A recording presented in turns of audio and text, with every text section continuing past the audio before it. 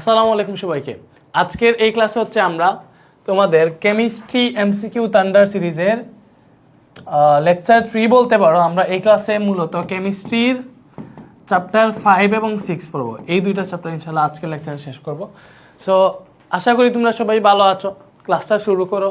এই ক্লাসটা আরও 2 দিন আগে দেওয়ার কথা ছিল। সো 2 দিন পরে কেন দিতেছি, কারণ তোমরা অনেকেই জানো না হয়তো যে আমাদের এই বোর্ডই ছিল না আমাদের কাছে।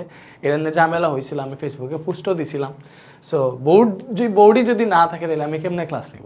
এই জন্য আমি বলছিলাম 2 দিন পরে ক্লাস আসবে, মানে এর জন্য 2 দিন লেট হয়ে গেছে। এই জন্য আমি ফার্স্ট টাইম তোমাদের কাছে সরি, কারণ সব দিক দিয়ে ক্লাস দেওয়া লাগতেছে, এই জন্য মনে করো লেট হয়ে যেতেছে ক্লাসে। বাট আশা করি তোমাদের এক্সামের আগে সব শেষ হবে ইনশাল্লাহ।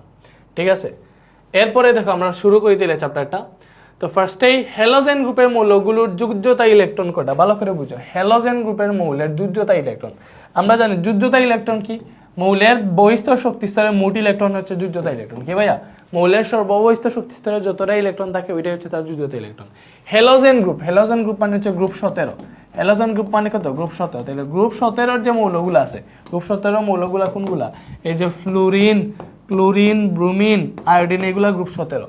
তো এই যে এগুলা দেখো, এই যে ক্লোরিন না, এগুলা সর্বশেষ শক্তি স্তরে কতটা মৌল আছে। ফ্লুরিনের ইলেকট্রন বিন্যাস কেমনে, ফ্লুরিন তোমার 9 না, তাহলে এর প্রথম শক্তি স্তরে কয়টা, 2টা, শেষ শক্তি স্তরে 7টা, এই যে 9। ঠিক আছে, ক্লোরিনের প্রথম শক্তি স্তরে 2টা, দ্বিতীয় শক্তি স্তরে 8টা, শেষ শক্তি স্তরে 7টা। ক্লোরিনের ইলেকট্রন বিন্যাস আমরা ভালো করে জানি 1s2। এই যে ক্লোরিন 17, এটা করতেছি আমরা 1s2।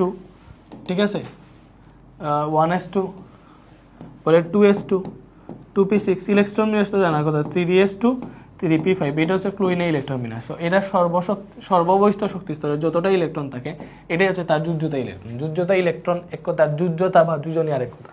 ঠিক আছে, যোজ্যতা ইলেকট্রন হচ্ছে তার সর্বশেষ শক্তি স্তরে যতটা ইলেকট্রন থাকে ওইটাই তার যোজ্যতা ইলেকট্রন। আর যোজনী হচ্ছে তার সর্বশেষ শক্তি স্তরে যতটা বিজোড় ইলেকট্রন থাকে অথবা অষ্টক পূরণের জন্য যতটা ইলেকট্রন গ্রহণ করা লাগে বা দান করা লাগে ওইটাই হচ্ছে তার যোজনী। এটা হচ্ছে যোজ্যতা ইলেকট্রন। সো এগুলা প্রত্যেকটার দেখবা সর্বশেষ শক্তি স্তরে এই 7টা ইলেকট্রন আছে। দ্যাট মিনস হ্যালোজেন গ্রুপের মৌলগুলোর যোজ্যতা ইলেকট্রন হচ্ছে 7। ঠিক আছে ভাই, কি বুঝাইতে পারছি?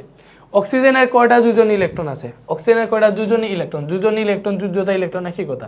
অক্সিজেনের কয়টা যোজনী ইলেকট্রন আছে, তুমি কি করো, এই যে অক্সিজেন কত 8, এর ইলেকট্রন বিন্যাস করবা 1s2, 2s2, 2p4, এটা হচ্ছে অক্সিজেনের ইলেকট্রন বিন্যাস। তাহলে এর সর্ববহিঃস্থ শক্তি স্তর কি, এই যে 2 নাম্বারটা না, তাহলে সর্ববহিঃস্থ শক্তি স্তরে কয়টা ইলেকট্রন আছে, 2 আর 4 কয়টা, 6টা। কয়টা ভাইয়া, 6টা। দ্যাট মিনস অক্সিজেনের যোজ্যতা ইলেকট্রন কত, 6।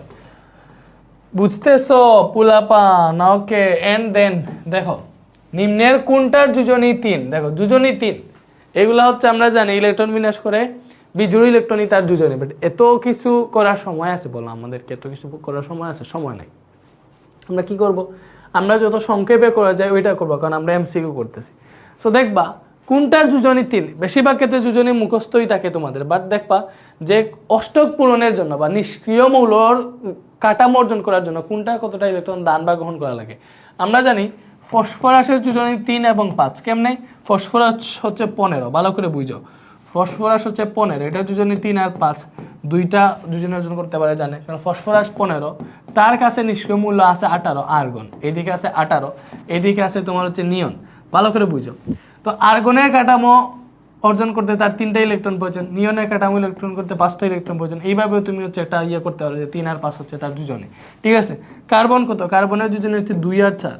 ঠিক আছে, অনেকটা। বেরিলিয়াম কত, বেরিলিয়াম এই যে lithium, hydrogen, helium, lithium, beryllium, এইভাবে না। তো এখানে বেরিলিয়ামের কাছে নিষ্ক্রিয় মূল্য কোনটা, হিলিয়াম। হিলিয়াম না, হিলিয়াম 2 হচ্ছে নিষ্ক্রিয় মূল্য। বেরিলিয়ামকে হিলিয়ামে যেতে হলে 2টা ইলেকট্রন ত্যাগ করা লাগে, বেরিলিয়ামের যোজনী 2। লিথিয়াম হচ্ছে এর পারমাণবিক সংখ্যা 3 বা ইলেকট্রন 3টা আছে। লিথিয়ামকে যদি হিলিয়ামে যেতে হয়, হিলিয়াম হচ্ছে 2, একটা ইলেকট্রন ত্যাগ করা লাগে, লিথিয়ামের যোজনী 1। সো এইভাবে অনেকটা বোঝা যায়। সো এখান থেকে কোনটার যোজনী 3 পাইতেছে, 3 এই যে ফসফরাসের যোজনী পাইতেছে।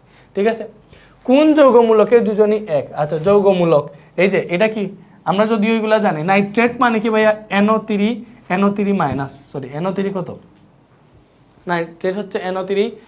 আচ্ছা, NO3 মাইনাস, এটা হচ্ছে নাইট্রেট। কার্বনেট CO কি, কার্বনেট কত, কার্বনেট CO3 মাইনাস, এই thing CO3 minus. Sulphate SO4 2 minus. Phosphate PO4 phosphate কত PO4 3 আচ্ছা এইগুলা কেমনে হিসাব করে এই যে নাইট্রেট আছে না এই যোজনীগুলো অনেকটা জানা থাকে যে নাইট্রেট মূলক এইটা কার্বনেট মূলক এইটা সালফেট মূলক এইটা ফসফেট মূলক এইটা সো এই যে মানে কি বলে যৌগমূলক যেগুলা বেসিক বই আছে ওইগুলো তোমাদের জানা থাকা উচিত এগুলা চিনে রাখা উচিত এখান থেকে দেখতে পারবা কোনটার যোজনী কত এই যে নাইট্রেটের এখানে কয়টা ইলেকট্রন আছে একটা দ্যাট মিন্স নাইট্রেটের যোজনী 1 কার্বনেটের এখানে কয়টা ইলেকট্রন আছে দুইটা দ্যাট মিন্স কার্বনের যোজনী 2 সালফেটের এখানে দুইটা ইলেকট্রন আছে সালফেটের যোজনী 2 ফসফেটের এখানে তিনটা ইলেকট্রন আছে ফসফেটের যোজনী 3 সো এইভাবে বোঝা যায় সো এখান থেকে তুমি দেখতে পাইতেছো যে নাইট্রেটের যোজনী 1 সো এটা নাইট্রেট দেখাইতে পারো এবং এইগুলার এখানে যে এইটা আসতেছে এটা কেমনে আসে জানো এই যে কার্বনের জারণ মান কত 4 এটা আমরা জানি ঠিক আছে অক্সিজেন কয়টা আছে অক্সিজেনের জারণ মান -2 জারণের যে চ্যাপ্টারটা আছে চ্যাপ্টার 7 পড়লে এগুলো একটু ধারণা পাবা অক্সিজেনের জার্মান -2 অক্সিজেন 3টা আছে 3 দিয়ে গুণ দাও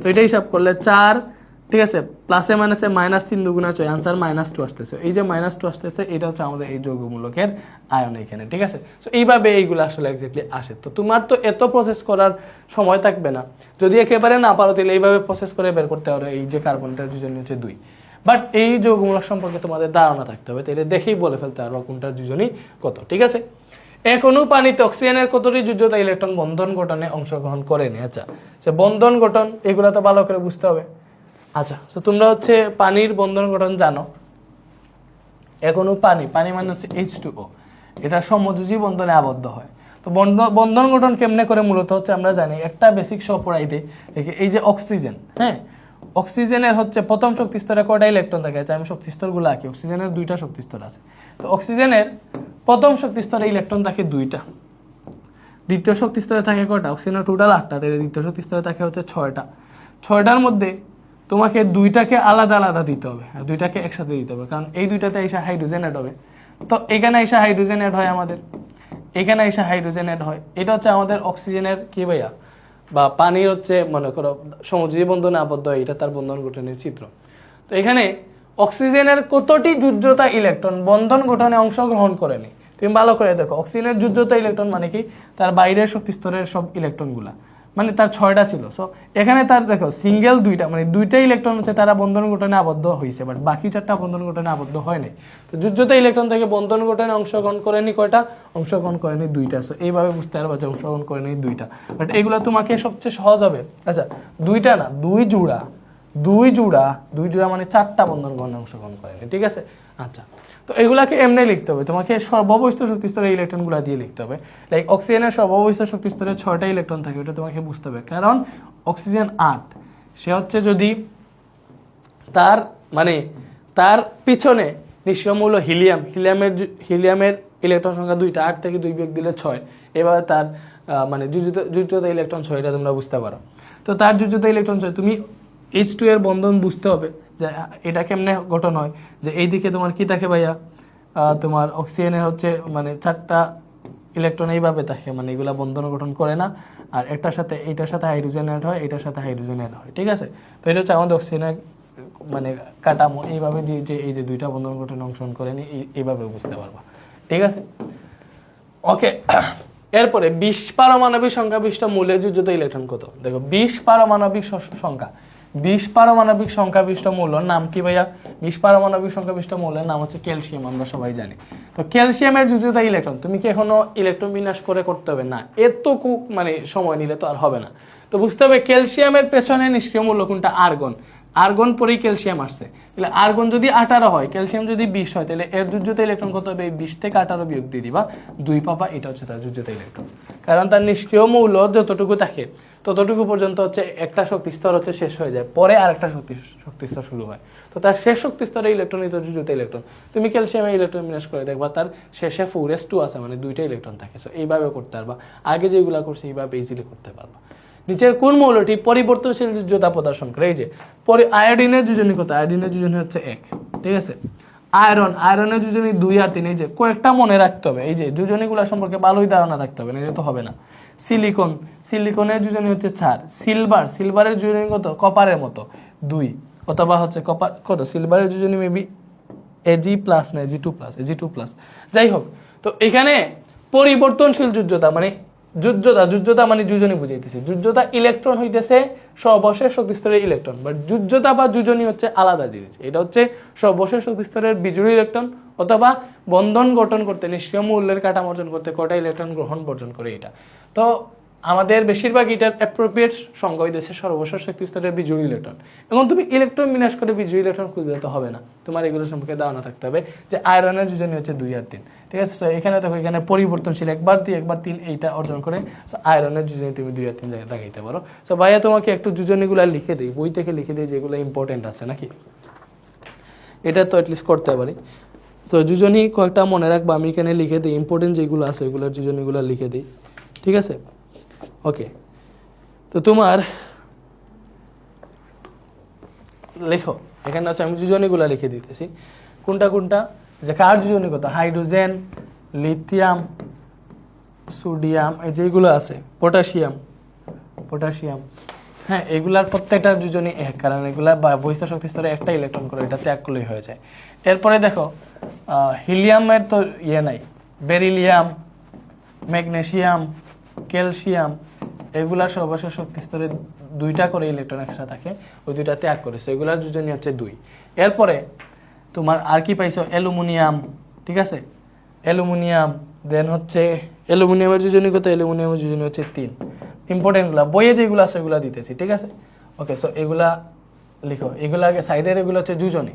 ঠিক আছে, সাইডের এগুলো হচ্ছে যোজনী, ওকে। এরপরে আসো আয়রনের ক্ষেত্রে, আয়রনের যোজনী হচ্ছে তোমার 2 আর 3।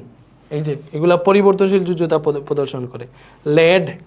লেড মানে হচ্ছে পিবি, এটার যোজনী হচ্ছে 2 আর 4। ঠিক আছে, তারপরে হচ্ছে তোমার নাইট্রোজেনের যোজনী 3 আর 5। ঠিক আছে, এগুলা হালকা পাতলা ধারণা পাওয়া যায় যে কয়টা। এই যে ক্যালসিয়ামের যোজনী 2 কেন, ক্যালসিয়ামের পারমাণবিক সংখ্যা 20, তার কাছে নিষ্ক্রিয় মূল্য হচ্ছে আর্গনের 18। তো 18তে যেতে হলে তার 2টা ইলেকট্রন ত্যাগ করা লাগে, তার যোজনী হচ্ছে 2। এইভাবে সোডিয়ামের যোজনী 1 কেন, সোডিয়াম হচ্ছে 11, তার পাশে নিষ্ক্রিয় মূল আছে 10। নিয়নে যেতে হলে একটা ইলেকট্রন ত্যাগ করা লাগে, সোডিয়ামের যোজনী 1। এইভাবে অনেকটা মনে রাখা যায় কতটা ব্যতিক্রম আছে। ঠিক আছে, তারপরে হচ্ছে কপারের যোজনী হচ্ছে 1 আর 2। ঠিক আছে, কার্বনের যোজনী 2 আর 4। সো এইগুলো হচ্ছে পরিবর্তনশীল যোজ্যতা প্রদর্শন করে। সালফারের যোজনী সবচেয়ে বেশি ইম্পর্টেন্ট, মনে রাখবা 2 4 6। এইগুলা পরিবর্তনশীল যোজ্যতা প্রদর্শন করে। এই যে এগুলা কি করছে, পরিবর্তনশীল যোজ্যতা প্রদর্শন করে, পরিবর্তনশীল যোজনী আছে, কারণ এগুলা দেখো একটা যোজনী না, এগুলা অনেকগুলা যোজনী। সো এগুলা দেখাইলাম। এরপরে silver, fluorine, chlorine, bromine, iodine. ঠিক আছে, সিলভার, ক্লোরিন, ব্রোমিন, আয়োডিন, এই সবগুলার যোজনী হচ্ছে 1। সবগুলার যোজনী কত, 1। সবগুলার যোজনী 1। ঠিক আছে, এরপরে বুরন হচ্ছে 3। ঠিক আছে, বুরনের যোজনী 3। অ্যালুমিনিয়ামের যোজনী 3 তো পাইছিলাম আমরা। জিঙ্কের যোজনী 2। ঠিক আছে, এগুলা মনে রাখবা, আর লাগবে না। অক্সিজেনের যোজনী 2, এটা লাগবে। এতটুকু এনাফ, এগুলো তোমার বইয়ে দেওয়া আছে। ঠিক আছে, তো এইগুলা বইয়ে দেওয়া আছে, এগুলো সম্পর্কে জানবা। আর যৌগমূলক অনেকগুলো আছে, তো এগুলা তো পাইলাম আমরা। যৌগমূলক সম্পর্কেও জানি, তাইলে অনেক জিনিসই তোমার ইজি হয়ে যাবে এই চ্যাপ্টারের। তো যৌগমূলক কি ভাইয়া, যৌগমূলক সম্পর্কে তো আমরা ভালো করে জানি যে যৌগমূলক জিনিসটা কি। যেগুলো হচ্ছে মানে কি বলে, একাধিক মৌলের কতিপয় পরমাণু বা আয়ন পরস্পরের সাথে মিলিত হয়ে যখন ধনাত্মক বা ঋণাত্মক আধান বিশিষ্ট একটা পরমাণু গুচ্ছ তৈরি করে এবং এটি একটা মৌলের ন্যায় আচরণ করে, তো মৌলের আয়নের ন্যায় আচরণ করে, তখন ওই পরমাণু গুচ্ছকে যৌগমূলক বলে, এগুলো আমরা জানি। তো তোমার হচ্ছে অ্যামোনিয়াম, এই যে NH4+, এটা হচ্ছে অ্যামোনিয়াম। কার্বনেট CO3 2-, এটা লিখে দিছি, বুঝছো। Hydrogen carbonate HCO3-, hydrogen carbonate. নাম মুখে বলতেছি, তোমরা দরকার হয় খাতায় লিখো, এটার নাম সালফেট। ঠিক আছে, এরপরে এটা সালফেট, আর এটা হচ্ছে সালফাইট। ভালো করে বুঝো, এটা সালফাইট আর এটা হচ্ছে সালফেট। ঠিক আছে, ওকে। এরপরে আছে hydrogen sulphate, HSO4-, hydrogen sulphate. এরপরে নাইট্রেট আছে NO3-। ঠিক আছে, তারপরে আছে তোমার নাইট্রাইট Na2-, এটা হচ্ছে নাইট্রাইট, এটা হচ্ছে নাইট্রেট। এটা জন্য সালফেট সালফাইড, এটা নাইট্রেট নাইট্রেট, দেখছো এখান থেকে অক্সিজেনের পরিমাণ এটাতে কম থাকে, এটাতে অক্সিজেনের পরিমাণ কম থাকে, ট্রাইটে কম থাকে অক্সিজেন, ঠিক আছে। পরে এটা হচ্ছে হাইড্রোক্সাইড ফসফোনিয়াম PH4+, এটাকে বলে ফসফোনিয়াম, OH-, এটাকে বলে হাইড্রোক্সাইড, ঠিক আছে। ফসফেট PO4(3-), ঠিক আছে। সো বইয়ে যেগুলো আছে ওইগুলা থেকেই আসবে। তো এখানে যতগুলো আছে ওইগুলার যোজনই জানলেই তোমার হয়ে যাবে, ঠিক আছে। লাইক এইটার আদান কত, দেখো এটা আদান +1, এটার আদানের যদি যাও, এই যে আদান প্লাস মাইনাস উল্লেখ করে, এটা আদান +1, এটা আদান -2, এটা আদান মাইনাস, এটা আদান -2, এটা আদান -2, এটা আদান +1। বাট যোজনীর ক্ষেত্রে তার আদান জয়টা আছে ওইটাই তার যোজনী, এই যে এটা যোজনী 1, এটা যোজনী 2, এটা যোজনী 1, এটা যোজনী 2, এটা যোজনী 2, এটা যোজনী 1, এটা 1, এটা 1, এটা যোজনী 1, এটা যোজনী 1, এটা যোজনী 3, এইভাবে। তো ভাই কি বুঝাইতে পারছি? এগুলা সম্পর্কে তোমার ধারণা থাকবে, মনে থাকবে এগুলা? বলো মনে থাকবে? যদি মনে থাকে তাহলে তো আলহামদুলিল্লাহ, আল্লাহর কাছে লাখ লাখ শুকরিয়া। এরপরে আসো আমরা যাই, ওকে। এরপরে আসো নিচের কোনটি পরিবর্তনশীল যোজ্যতা দেখে, একটু আগে দেখছি পরিবর্তনশীল যোজনী দেখায় কি, যে এখানে সিজিয়াম স্ট্রনসিয়াম সালফারের যোজনী 2, 4, 6 আমরা দেখে আসছি। তো এটা পরিবর্তনশীল যোজনী দেখায়, ঠিক আছে। এরপরে কার্বন ডাই অক্সাইড যৌগে কার্বনের সুপ্ত যোজনী কত, এই যে এই জিনিসটা আমাদেরকে বুঝতে হবে। সুপ্ত যোজনী মানে কি বুঝতে হবে না? অবশ্যই। তো সুপ্ত যোজনীর সংজ্ঞা আছে, দেখো এটা বারবার আসে, তো এই জিনিসটা আমরা শিখলেই হয়ে যাইতেছে যে সুপ্ত যোজনী মানে হচ্ছে সর্বোচ্চ যোজনী, সর্বোচ্চ যোজনী মাইনাস সক্রিয় যোজনী। সুপ্ত যোজনী মানে কি? সর্বোচ্চ যোজনী মাইনাস সক্রিয় যোজনী। ভালো করে বুঝো, সর্বোচ্চ যোজনী মাইনাস সক্রিয় যোজনী। সর্বোচ্চ যোজনী কত? লাইক সালফারের যোজনী পাইছিলাম আমরা 2, 4, 6, তো এটাতে সালফারের সর্বোচ্চ যোজনী 6, সবচেয়ে বেশি যে এটাই। সুপ্ত এখন হচ্ছে সক্রিয় যোজনী কোনটা? সক্রিয় যোজনী হচ্ছে তার মানে এই সে যে যৌগে আছে এই যৌগে তার যোজনী কত, এইটাই। লাইক আমরা জানি যৌগ গঠনের সময় যোজনীর আদান প্রদান হয়, তো এখানে কার্বনের যোজনী তুমি কেমনে বের করবা? এই যে কার্বনের পাশে অক্সিজেন আছে, তো অক্সিজেনের এমনিতে যোজনী কত? 2। অক্সিজেনে কয়টা আছে? 2টা আছে, তো 2 দুগুণা কত? 4। এটা হচ্ছে কার্বনের যোজনী, ঠিক আছে। এটা হচ্ছে কার্বনের যোজনী, এইভাবে পেয়ে যাবা, ঠিক আছে। আচ্ছা, এটা হচ্ছে আমি তোমাকে দেখাই এইভাবে, এইভাবে তো ঠিক আছে। যোজনী আদান প্রদান হয়, এটা কেমনে হয়েছিল আমি তোমাকে দেখাই জিনিসটা। এই যে কার্বন অক্সিজেন, এটা মূলত কার্বনের যোজনী 4 অক্সিজেনের কাছে গেছে, অক্সিজেনের যোজনী 2 কার্বনের কাছে আসছে, এইভাবে যোজনী আদান প্রদানটা হয়।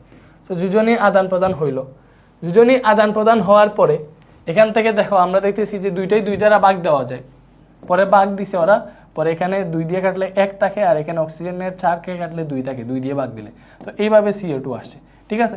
তো আমরা এখানে দেখতে পাইতেছি কার্বনের সক্রিয় যোজনী কত, এই যৌগে কার্বনের সক্রিয় যোজনী কত। তুমি এখানে 2 দেখে বুঝে না যে কার্বনের যোজনী 2, যার সাথে 2 লাগানো আছে এই অক্সিজেনের যোজনী আবার 2, ঠিক আছে। ও 2 দুগুণা 4 হবে, তো এখানে কার্বনের সক্রিয় যোজনী হচ্ছে 4, কারণ এইটা ছিল মেইনলি, পরে এটা হয়েছে 2 কাটার পরে। তো এমনিতে জানি কার্বনের যোজনী হচ্ছে 2 আর 4, তার সর্বোচ্চ যোজনীও 4, তার সর্বোচ্চ যোজনী 4, এখানে সক্রিয় যোজনীও 4 পাইতেছি। দ্যাট মিনস সুপ্ত যোজনী মানে সর্বোচ্চ যোজনী মাইনাস সক্রিয় যোজনী, এটা বিয়োগ করলে আমরা 0 পাইতেছি, তো এটা সুপ্ত যোজনী হচ্ছে 0। তো আরো অনেকটা ম্যাথ করলে আমরা বুঝবো, লাইক H2SO সালফারের সুপ্ত যোজনী কত। দেখো এটা অনেক ফেমাস একটা ম্যাথ, কতটা বোর্ডে আসছে তুমি দেখছো এটা। তো আমরা জানি সালফারের সর্বোচ্চ যোজনী কত, সালফার 2, 4, 6, সর্বোচ্চ যোজনী 6, তাহলে সুপ্ত যোজনী কেমনে বের করবা? এই যুগে সালফারের যোজনী কত দেখো, ভালো করে দেখো।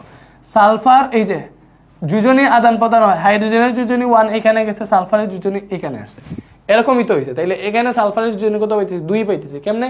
কারণ হচ্ছে দেখো এখানে তো হাইড্রোজেনের যোজনী 1, সালফারের সাথে যে যৌগটা আছে ওইটা যোজনী 1, ওইটা আছে 2টা, সো 2 একে 2, এটা পাইলাম হচ্ছে আমরা হাইড্রোজেনের যোজনী, সরি সালফারের যোজনী, এটা 2 একে 2, যে এখানে যৌগ যেটা মৌল যেটা আছে মৌলের পাশে যে মৌলটা থাকবে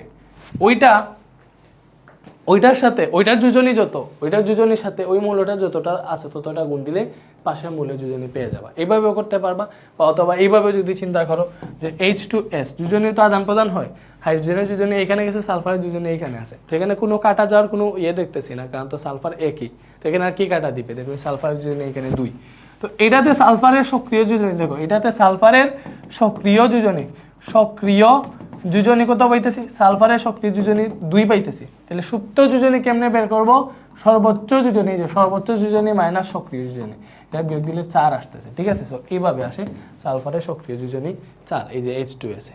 বুঝছি আমরা।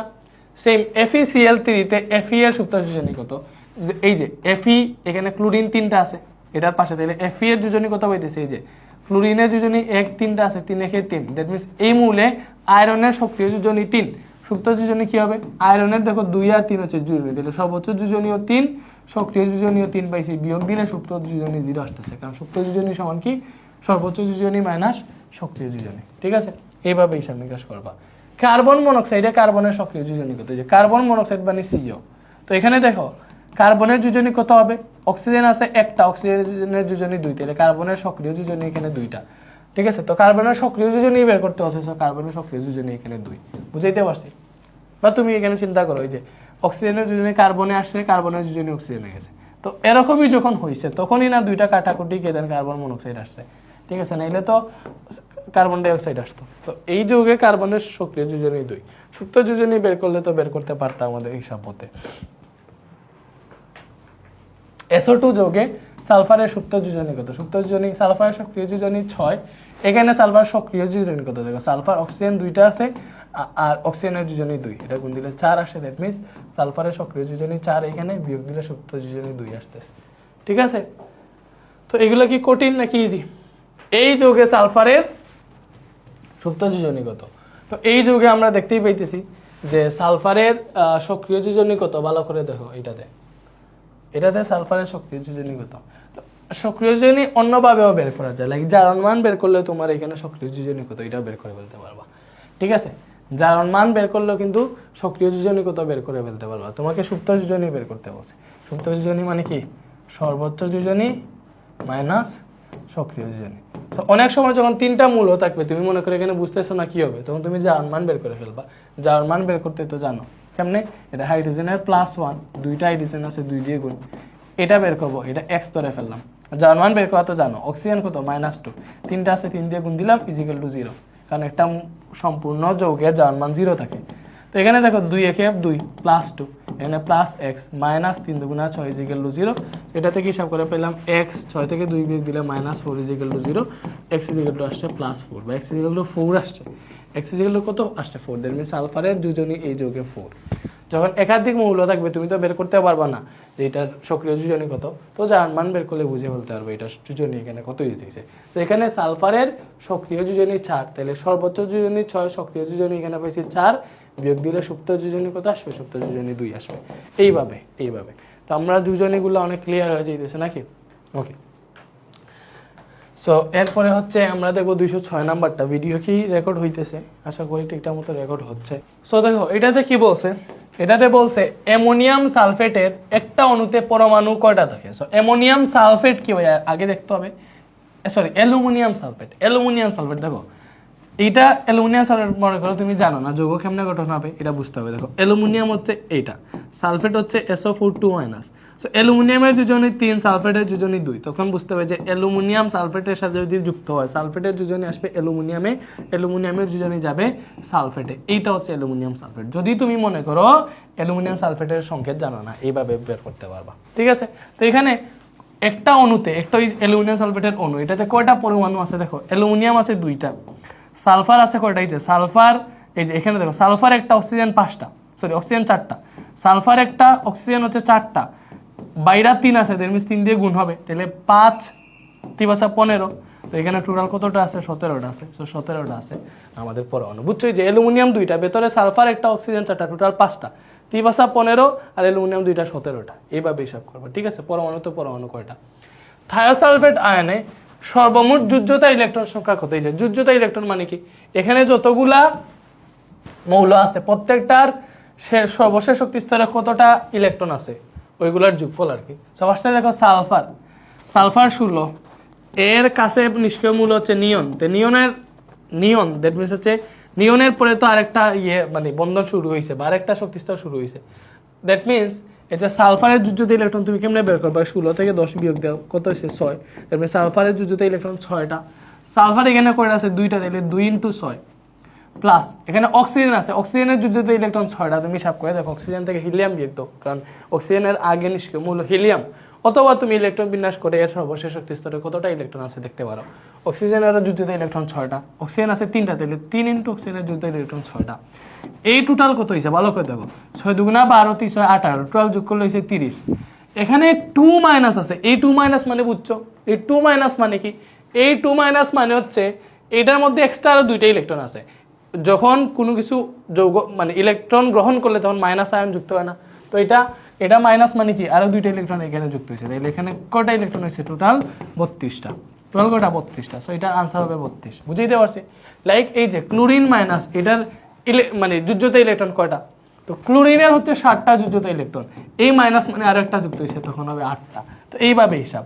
সোডিয়াম প্লাস যদি বলতো, সোডিয়াম প্লাস, প্লাস মানে কি সোডিয়ামের যুজ্যতা ইলেকট্রন একটা, ঠিক আছে, প্লাস মানে কি একটা ইলেকট্রন ত্যাগ করে বসে তখন 0 হয়ে যেত, বা শুধু বলতে টোটাল ইলেকট্রন কটা, তখন সোডিয়ামের ইলেকট্রন 11টা, প্লাস মানে কি একটা ইলেকট্রন ত্যাগ করছে তখন 10টা হইতো।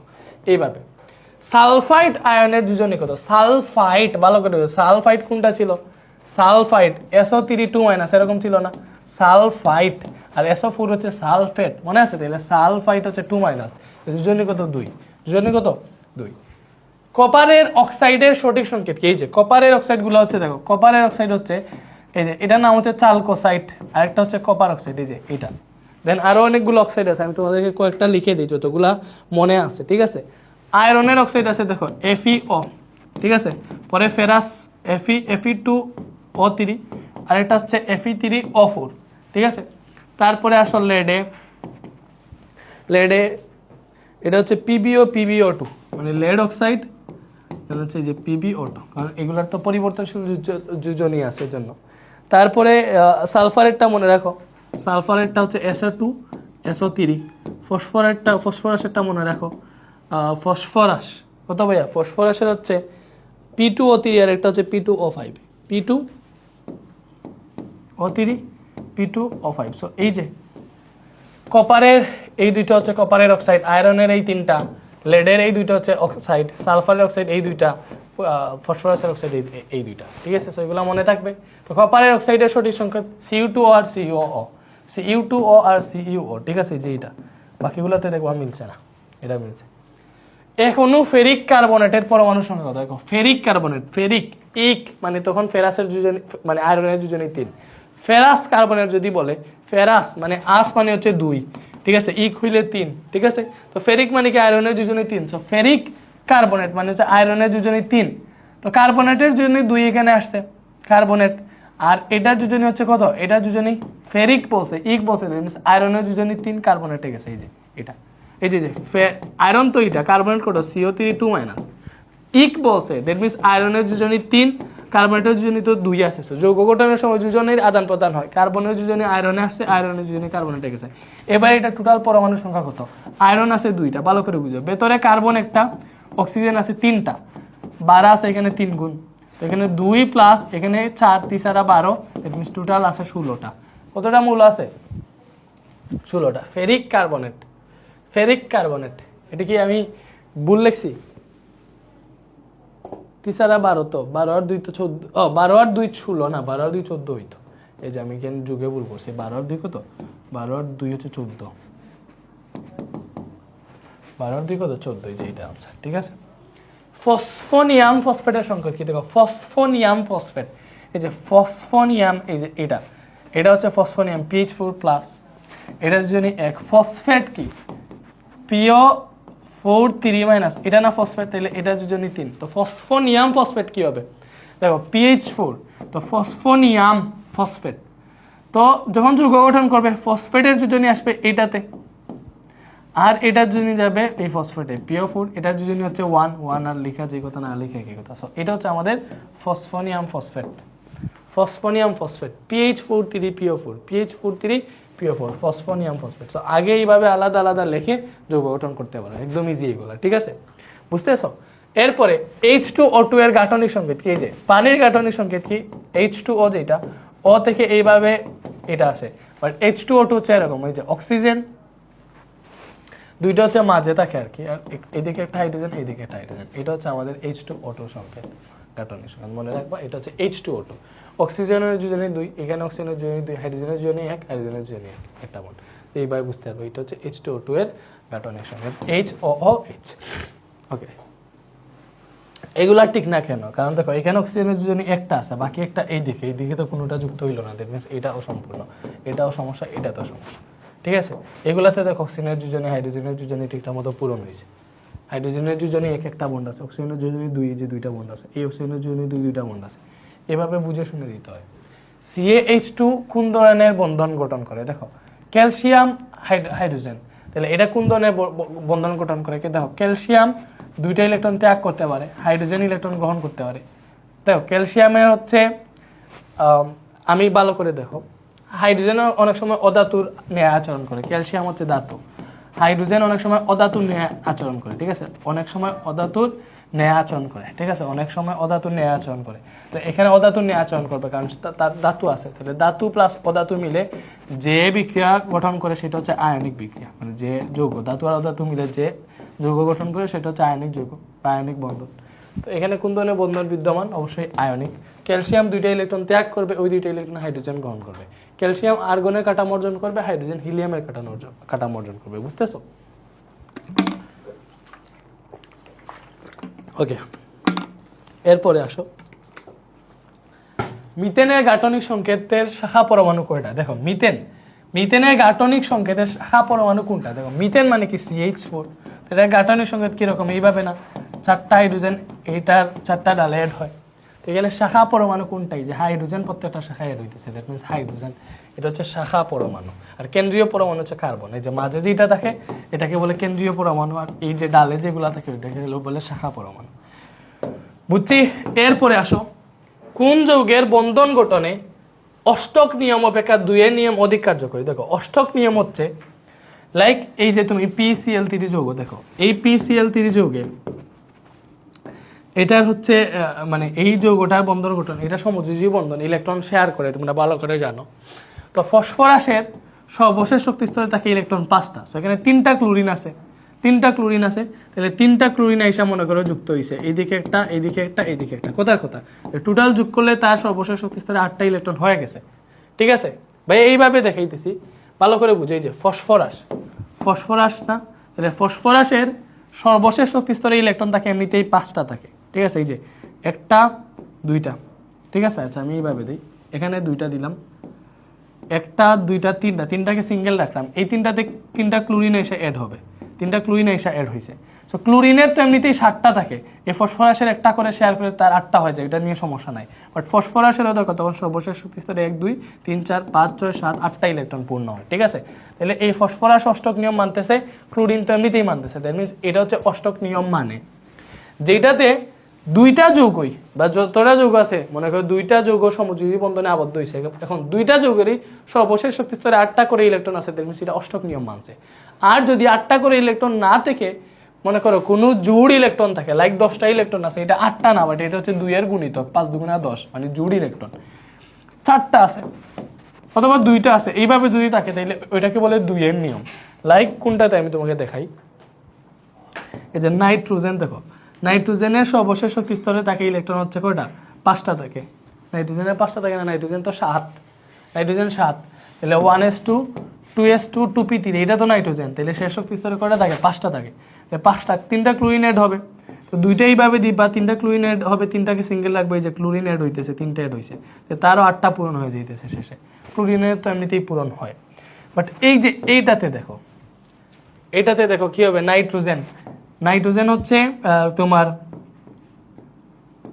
এইভাবে এগুলার প্রত্যেকটাতে হাইড্রোজেন অ্যাড হইতেছে বাট এখানে নাইট্রোজেনের অষ্টক পূরণ হইলেও হাইড্রোজেনের অষ্টক পূরণ হইতেছে না কেন হইতেছে না কারণ হাইড্রোজেনের তো এমনিতে একটা থাকে হাইড্রোজেন যে শেয়ার হয়েছে যুক্ত হয়েছে হাইড্রোজেনের হচ্ছে এমনিতে একটা থাকে আর এই একটার সাথে শেয়ার হয়ে তার কিন্তু 2টা ইলেকট্রন পূর্ণ হয় মানে সে হিলিয়ামের কাঠামো অর্জন করে তার সর্বশেষ শক্তি স্তরে 2টা ইলেকট্রন তখন হয় তাইলে এখানে হাইড্রোজেন কিন্তু অষ্টক নিয়ম মানতে পারতেছে না তো এটা 2 এর নিয়ম মানে এটা তুমি দেখো এটা হচ্ছে কি হবে অ্যালুমিনিয়াম ক্লোরাইড এটাতে হচ্ছে তোমার কি হয় ভাইয়া 3টা 6টা হয় তাহলে এটাও 2 এর নিয়ম মানার কথা সো এটা হচ্ছে কোনটাতে 2 এর নিয়ম অধিক কার্যকরী অষ্টক নিয়ম অপেক্ষা 2 এর নিয়ম অধিক কার্যকরী অ্যামোনিয়াতে, কারণ এখানে হাইড্রোজেন হচ্ছে হিলিয়ামের কাঠামো অর্জন করে, ঠিক আছে।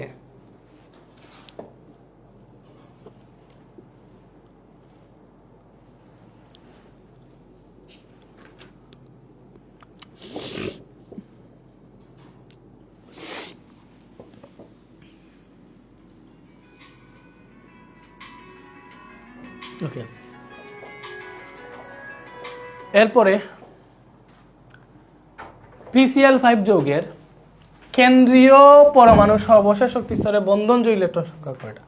আচ্ছা, সো এমনিতে দেখো আমরা এইগুলা পি দিয়ে এইভাবে করে, এগুলাতে হচ্ছে ক্লোরিন অ্যাডবেট করে, এইগুলা আমরা জানি, ঠিক আছে, এইগুলা জানি। এইগুলা যদি এখন এমসিকিউ করতে যাও তোমার সময় লস হবে, এর জন্য তুমি হচ্ছে ওই যে লুইস কাঠামো দিয়ে করবা। লুইস কাঠামো কোনটা, মানে এই যে সর্বশেষ শক্তি স্তরগুলা দিয়ে হিসাব নিকাশ করবা। এখানে ফসফরাস আছে, ভালো করে বুঝো, ফসফরাসের যোজনী 5, তো ক্লোরিন 5টা অ্যাড হবে, তাহলে ফসফরাসের 5 দিকে 5টা পরমাণুকে হচ্ছে তুমি হচ্ছে 5টা ইলেকট্রনকে সিঙ্গেল রাখবা, সিঙ্গেল রাখছি, প্রত্যেকটাতে একটা করে ক্লোরিন অ্যাড হয়েছে, প্রত্যেকটাতে একটা করে ক্লোরিন অ্যাড হয়েছে। ক্লোরিনেরটা তো আর তুমি জানতেছো, ভালো করে বুঝো ক্লোরিনেরটা কেমন। ক্লোরিন অ্যাড হয়েছে মানে কি, ক্লোরিন এইভাবে থাকে, তো ক্লোরিন অ্যাড হয়েছে মানে ক্লোরিনের সর্বশেষ শক্তি স্তরে থাকে 7টা, এখানে একটা দিছো, বাকি 6টা তো তার এইভাবে থাকবে, বাকি 6টা তো তার এইভাবে থাকবে, এইভাবে এটার মতো সেম সব জায়গায় 5টা করে ক্লোরিন থাকবে। দেখো এটা যে এইভাবে দিছি না, আচ্ছা এতটুকু না, এতটুকু, এই যে এতটুকু দিছি না, এতটুকু হচ্ছে এখানেও থাকবে, বুঝছো?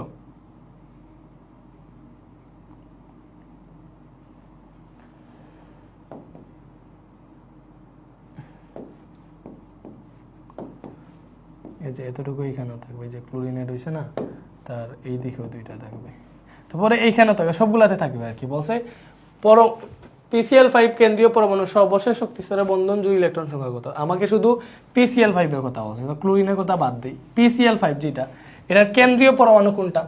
কেন্দ্রীয় পরমাণু অবশ্যই ফসফরাস। এটার সর্বশেষ শক্তি স্তরে বন্ধনজয়ী ইলেকট্রনের সংখ্যা বের করতে হচ্ছে। এটার সর্বশেষ শক্তি স্তরে কয়টা ইলেকট্রন বন্ধনে আবদ্ধ হয়েছে, কয় জোড়া? 1 জোড়া, 2 জোড়া, 3 জোড়া, 4 জোড়া, 5 জোড়া ইলেকট্রন বন্ধনে আবদ্ধ হয়েছে। দ্যাট মিনস বন্ধনজয়ী ইলেকট্রন সংখ্যা 5টা। বাট এইভাবে যদি না বুঝো, আমি তোমাকে একটু ডিটেইলসে বোঝানোর ট্রাই করি। এই যে ফসফরাস, ঠিক আছে, মনে করো আমি তো এই চ্যাপ্টার পড়াইছি তোমাদের, এই যে 2টা, ঠিক আছে, এটা হচ্ছে প্রথম শক্তি স্তর, এটা দ্বিতীয় শক্তি স্তর, ঠিক আছে। পরে মনে করো এই যে এটা হচ্ছে তৃতীয় শক্তি স্তর, ঠিক আছে, তৃতীয় শক্তি স্তর। তো এইবার প্রথম শক্তি স্তরে 2টা, দ্বিতীয় শক্তি স্তরে কয়টা থাকে? 8টা থাকে, তুমি 8টা দিলা। এইবার তৃতীয় শক্তি স্তরে কয়টা? তৃতীয় শক্তি স্তরে 5টা, কারণ ফসফরাসের হচ্ছে টোটাল 15, এখানে ক্লোরিন 5টা অ্যাড হবে, এজন্য তুমি 5টাকেই হচ্ছে সিঙ্গেল করে রাখবা। এই যে আমি 5টাকে সিঙ্গেল করে রাখলাম, এটাতে এসে একটা ক্লোরিন অ্যাড হবে, অ্যাড হয়েছে। সো ক্লোরিনের সর্বশেষ শক্তি স্তরে 8টা থাকে, আমি শুধু সর্বশেষ শক্তি স্তরটা দিতেছি, এখানে একটা দিছো, বাকিগুলো এইভাবে থাকবে, ঠিক আছে। এই যে, তো এইভাবে প্রত্যেকটাতে এসে ক্লোরিন অ্যাড হবে, প্রত্যেকটাতে এসে ক্লোরিন অ্যাড হবে, প্রত্যেকটাতে এসে ক্লোরিন অ্যাড হবে, ঠিক আছে, প্রত্যেকটাতে এসে ক্লোরিন অ্যাড হবে। সো এখানে একটা থাকবে, বাকিগুলো তার ক্লোরিনের যেভাবে আছে বাকিগুলো এইভাবে থাকবে। ক্লোরিনের তো শেষে 7টা থাকে, একটা এখানে থাকলে আরো 6টা দেওয়া লাগে না, এইভাবে দিবা। এই যে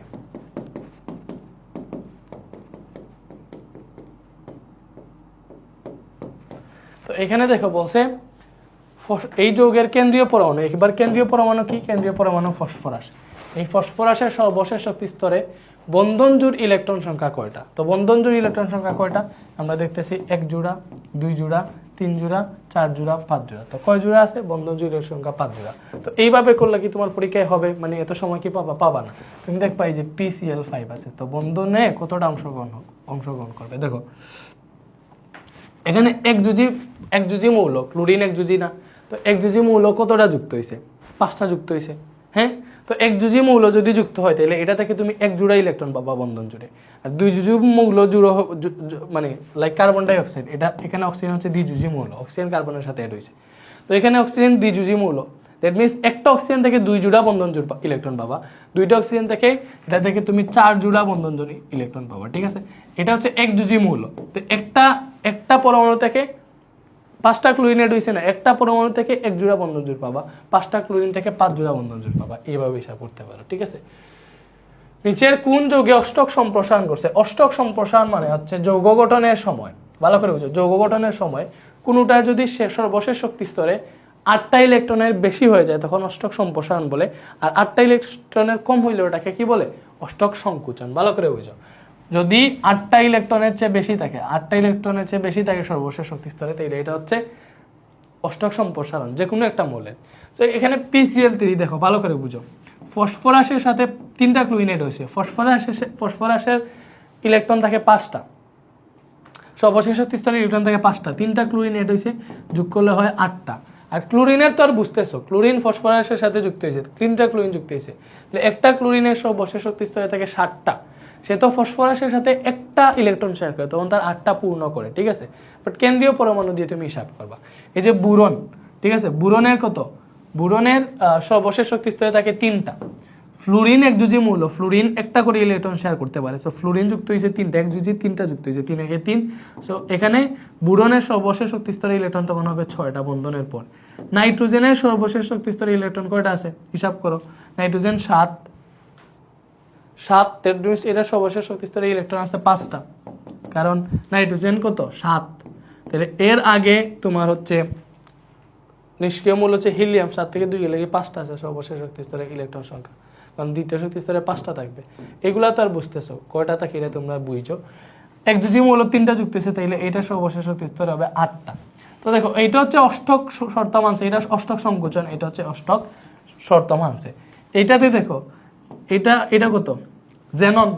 জেননের এমনিতেই সর্বশেষ শক্তি স্তরে 8টা ইলেকট্রন থাকে, এর মধ্যে ফ্লুরিন যুক্ত হয়েছে তোমার 6টা, এটাতে 14টা হয়ে গেছে, এটা অষ্টক সম্প্রসারণ করছে, মানে 8টা থেকে বেশি হয়ে গেছে, বুঝছো?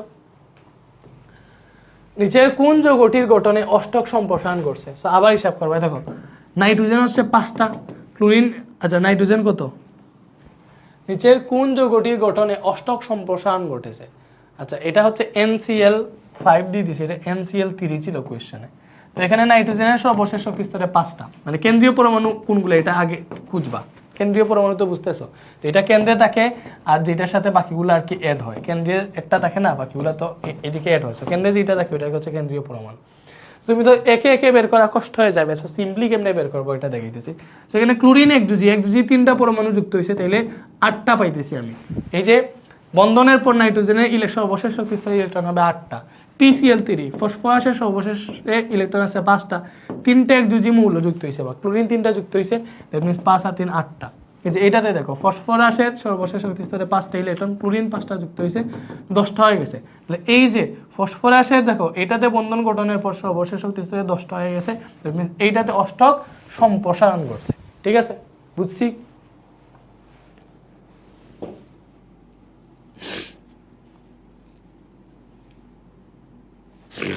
ওকে, নিজের কোন যৌগটি অষ্টক অপূর্ণ? অষ্টক অপূর্ণ কোনটাতে? এটাতে দেখো অষ্টক অপূর্ণ মানে কোনটার কেন্দ্রীয় পরমাণু অষ্টক অপূর্ণ আছে। এখানে দেখো নাইট্রোজেন কত? 3, নাইট্রোজেনের শেষে আছে 5টা ইলেকট্রন, 3টা হাইড্রোজেন অ্যাড হয়েছে, তাহলে 8টা হইলাম।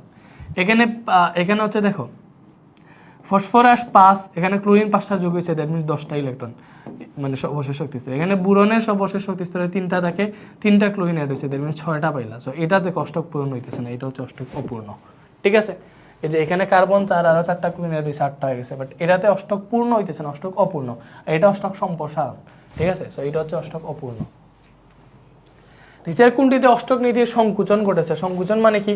ওই যে 8টা থেকে কম, বুঝছো? 8টা থেকে কম, এই যে এটাতে 8টা পেয়ে যায়, এটাতে 10টা পেয়ে যায়, আমরা জানি। এই যে এটাতে অ্যালুমিনিয়াম হচ্ছে 3, অ্যালুমিনিয়ামের সর্বশেষ শক্তি স্তরে ইলেকট্রন থাকে 3টা, ক্লোরিনে এখানে 3টা যোগ হয়েছে, এখানে টোটাল পাইলা 6টা, দ্যাট মিনস অ্যালুমিনিয়ামের দেখো 8টা পূরণ হয় না বন্ধনের পর, দ্যাট মিনস এটাতে অষ্টক সংকুচন ঘটেছে, ঠিক আছে? এরপরে এনায়ন গঠন করলে পরমাণুর আকারের কি হয়? ভালো করে বুঝো। এনায়ন গঠন করলে পরমাণু সবচেয়ে, এনায়ন মানে কি? এনায়ন মানে হচ্ছে ইলেকট্রন গ্রহণ করে, সো ইলেকট্রন গ্রহণ করে সে, লাইক চিন্তা করো ক্লোরিন, সে যখন 17 থাকে, একটা ইলেকট্রন গ্রহণ করে 18 হয়ে যায়। সো বাট আমি তোমাকে এত না বুঝাইয়া, এনায়ন থেকে, এনায়নের আকার সবচেয়ে বড়, এরপর হচ্ছে পরমাণু, এরপর হচ্ছে ক্যাটায়ন, এটা মনে রাখি, ঠিক আছে? সবচেয়ে আকার বড় হচ্ছে এনায়নের, এরপরে মেইন পরমাণুর, এরপরে ক্যাটায়ন। লাইক এই যে সোডিয়াম আছে, সোডিয়ামের ক্যাটায়ন কি? সোডিয়াম প্লাস, তাহলে তোমার সোডিয়াম প্লাসের থেকে সোডিয়ামের আকার বড় হবে, এই যে পরমাণুর আকার ক্যাটায়ন থেকে বড়। লাইক ক্লোরিন, ক্লোরিন হচ্ছে পরমাণু, এর এনায়ন হচ্ছে ক্লোরিন মাইনাস, এনায়ন মানে কি ইলেকট্রন গ্রহণ করে ঋণাত্মক হয়, তো এনায়নের আকার পরমাণু থেকে বড়, ক্লোরিন মাইনাস ক্লোরিন থেকে বড় হবে, এই জিনিসটা বুঝতে হবে। তো এনায়ন গঠন করলে পরমাণুর আকার হচ্ছে বাড়ে, মনে রাখবার, ক্যাটায়ন গঠন করলে পরমাণুর আকার কমে। নিচের কোন আয়নটির ইলেকট্রন দানের প্রবণতা সবচেয়ে বেশি? এই যে এইগুলো আমি তোমাকে শিখাইছিলাম না সক্রিয়তা সিরিজ থেকে, NaC বায়ো দিয়ে মুখস্থ রাখবা, ঠিক আছে। N মানে কি নাইট্রেট, NO4 মাইনাস নাকি NO4 মাইনাস কি দিয়ে পড়াইছি নাকি নাইট্রেট, যেটা চ্যাপ্টার 8 ছিল, এটা মনে আছে না? চ্যাপ্টার 7 ছিল, এটাই ছিল।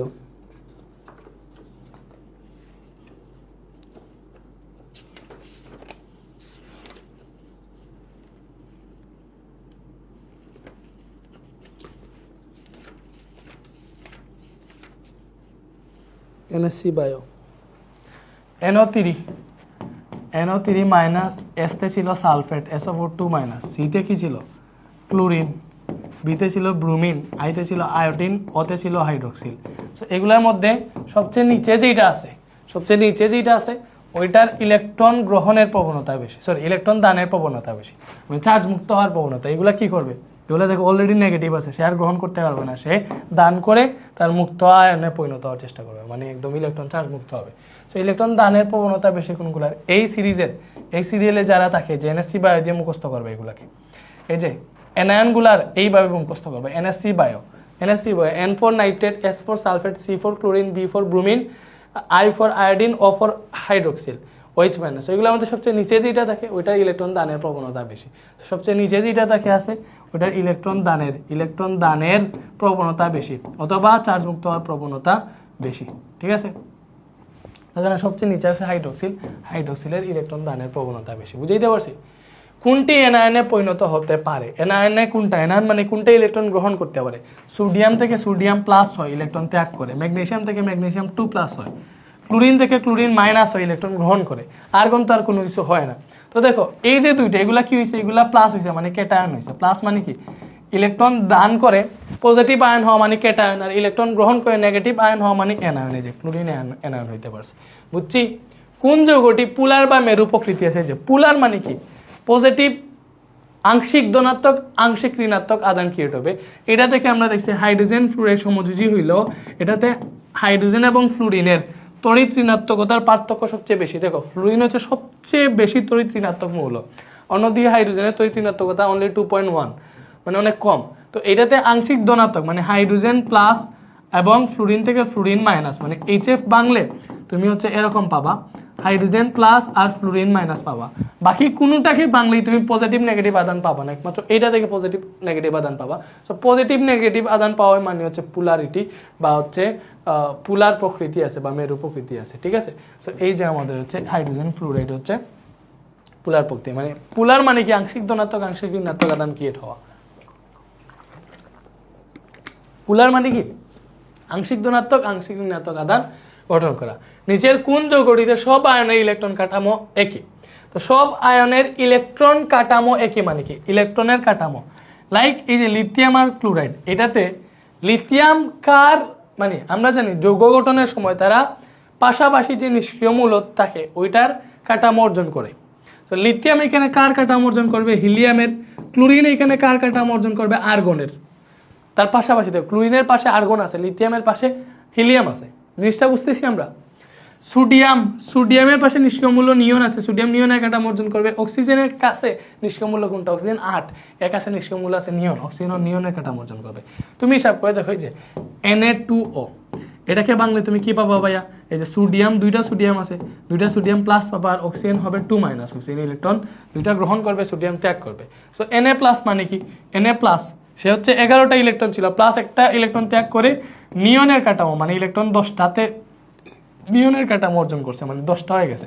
অক্সিজেন 2 মাইনাস, তার আগে ছিল 8টা, এখন দুইটা গ্রহণ করছে, 10 হয়ে গেছে, নিয়নের কাঠামো অর্জন করছে, ঠিক আছে। এই যে ম্যাগনেসিয়াম নিয়নের কাঠামো অর্জন করবে 12, আর ক্লোরিন আর্গনের কাঠামো অর্জন করে। ক্যালসিয়াম আর্গনের কাঠামো অর্জন করবে, দুইটা ত্যাগ করে, আর অক্সিজেন দুইটা গ্রহণ করে নিয়নের কাঠামো অর্জন করবে। তুমি হিসাব করে দেখো ক্যালসিয়াম তো 20 কাছে আর্গন না, তো কোনগুলা ইলেকট্রন কাঠামো একই, মানে সেম সংখ্যক ইলেকট্রন কোনগুলাতে আছে? এই যে দেখো এইটাতে, এটাও নিয়নের কাঠামো, এটাতেও নিয়নের কাঠামো অর্জন করবে, যে দুইটার ইলেকট্রন কাঠামো একই। জিনিসটা কি বুঝাইতে পারছি? তো ভাইয়া সময় নিয়ে বুঝাইতেছি যাতে বুঝে, বাট সলভ করার ক্ষেত্রে তুমি দেখেই বুঝে ফেলবা যে আরে এটা তো দেখতেছি এটা হিলিয়াম, এটা থেকে আর্গন আসবে, এটা হবে না। এটা থেকে সোডিয়াম থেকে নিয়ন আসবে, কারণ সোডিয়ামের পাশে নিয়ন আছে, অক্সিজেনের পাশে নিয়ন আছে, তাহলে এরা নিয়নের কাঠামো অর্জন করবে, দুইটা সেম, এটাই আনসার। বাকিগুলো আর দেখাই লাগবে না।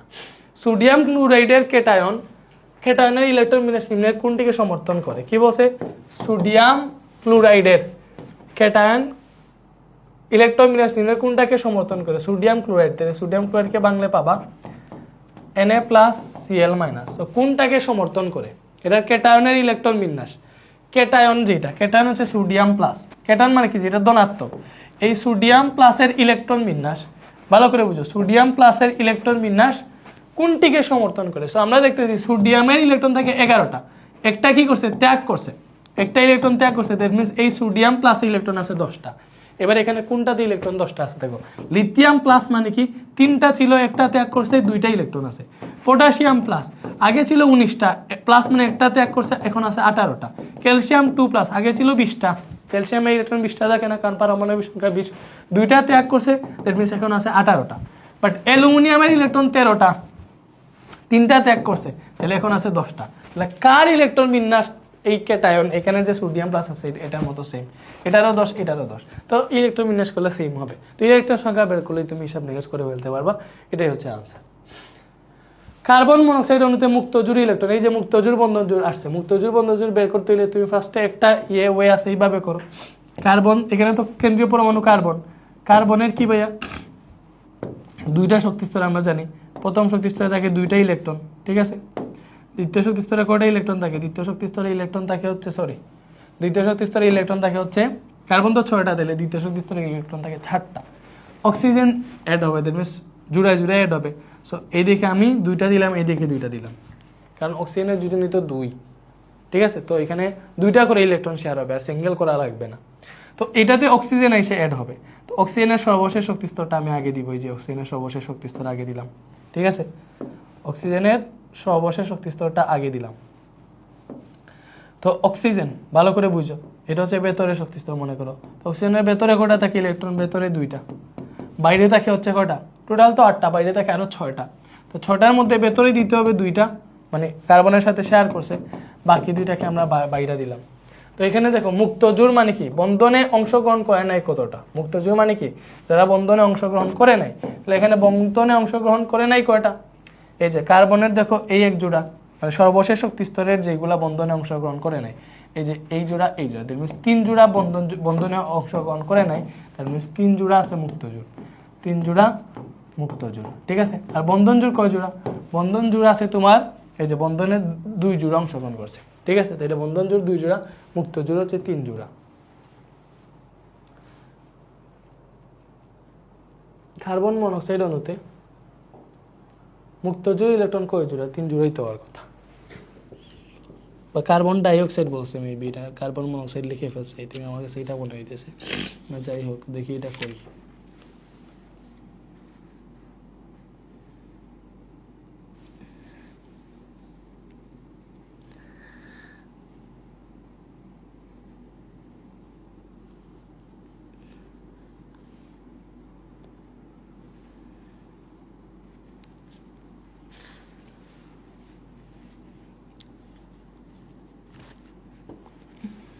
ও, এটাতে আরেকটা সমস্যা আছে, কার্বন মনোক্সাইড তো এটা পূর্ণ যৌগ না, কার্বন ডাইঅক্সাইড হচ্ছে আমাদের মেইন যৌগ।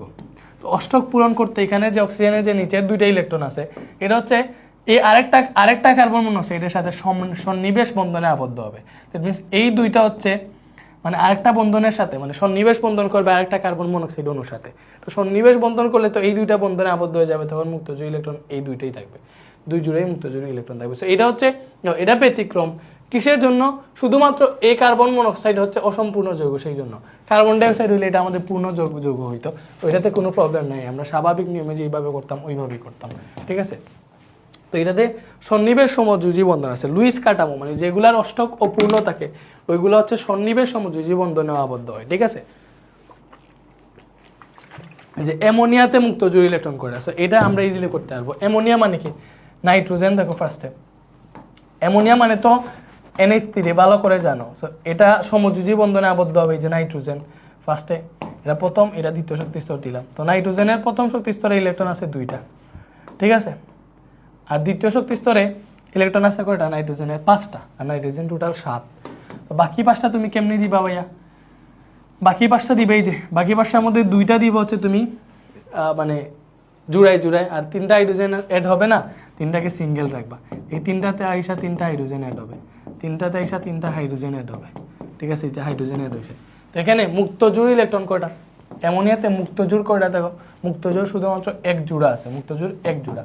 তাহলে বন্ধন জোড় কয় জোড়া হইতো, বন্ধন জোড়, তাহলে বন্ধনে আবদ্ধ হয়েছে কয় জোড়া, 1 জোড়া 2 জোড়া 3 জোড়া, দ্যাট মিনস বন্ধন জোড় হইতো 3 জোড়া। বাট এটা এমনি দেখলেই বোঝা যায়, বন্ধন জোড় বের করা যায় এইভাবে, যেখানে কয়টা মৌল অ্যাড হইতেছে, 3টা। ওইটা কি 1 জুজি না 2 জুজি, 1 জুজি। তাহলে 1 জুজি কয়টা অ্যাড হইতেছে, 3টা। তাহলে 3 1 3, দ্যাট মিনস বন্ধন জোড় আছে 3 জোড়া, এইভাবে বের করা যায়, ঠিক আছে। ওকে, PCl3 এই যৌগে কত জোড়া মুক্ত জোড় ইলেকট্রন আছে, দেখো বন্ধন জোড় তুমি পেয়ে যাবা এখানে 3 জোড়া, কারণ 1 ইন্টু ক্লোরিন 3টা অ্যাড হইতেছে। বাট মুক্ত জোড় এটা ভালোভাবে হিসাব করতে হবে। আমি কিন্তু বের করে ফেলতে পারবো মুক্ত জোড় কয় জোড়া, ঠিক আছে। কেমনে, দেখো একটা ক্লোরিনের সর্বশেষ শক্তি স্তরে 7টা ইলেকট্রন থাকে।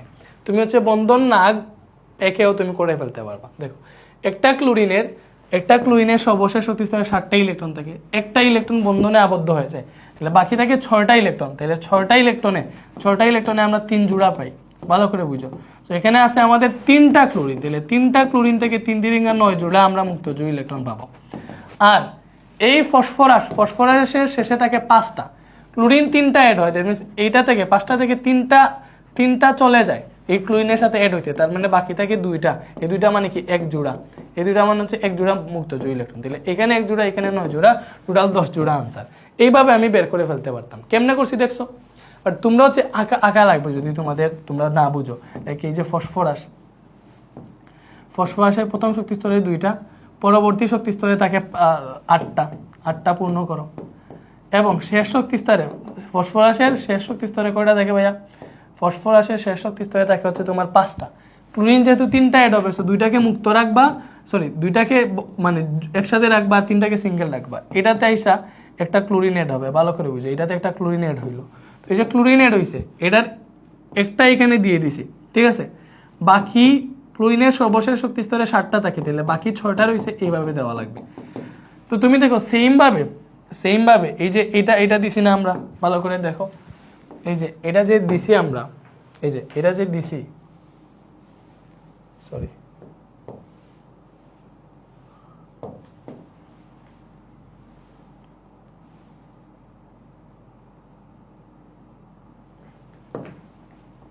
এই যে এখানে অ্যাড হইলো, পরে আবার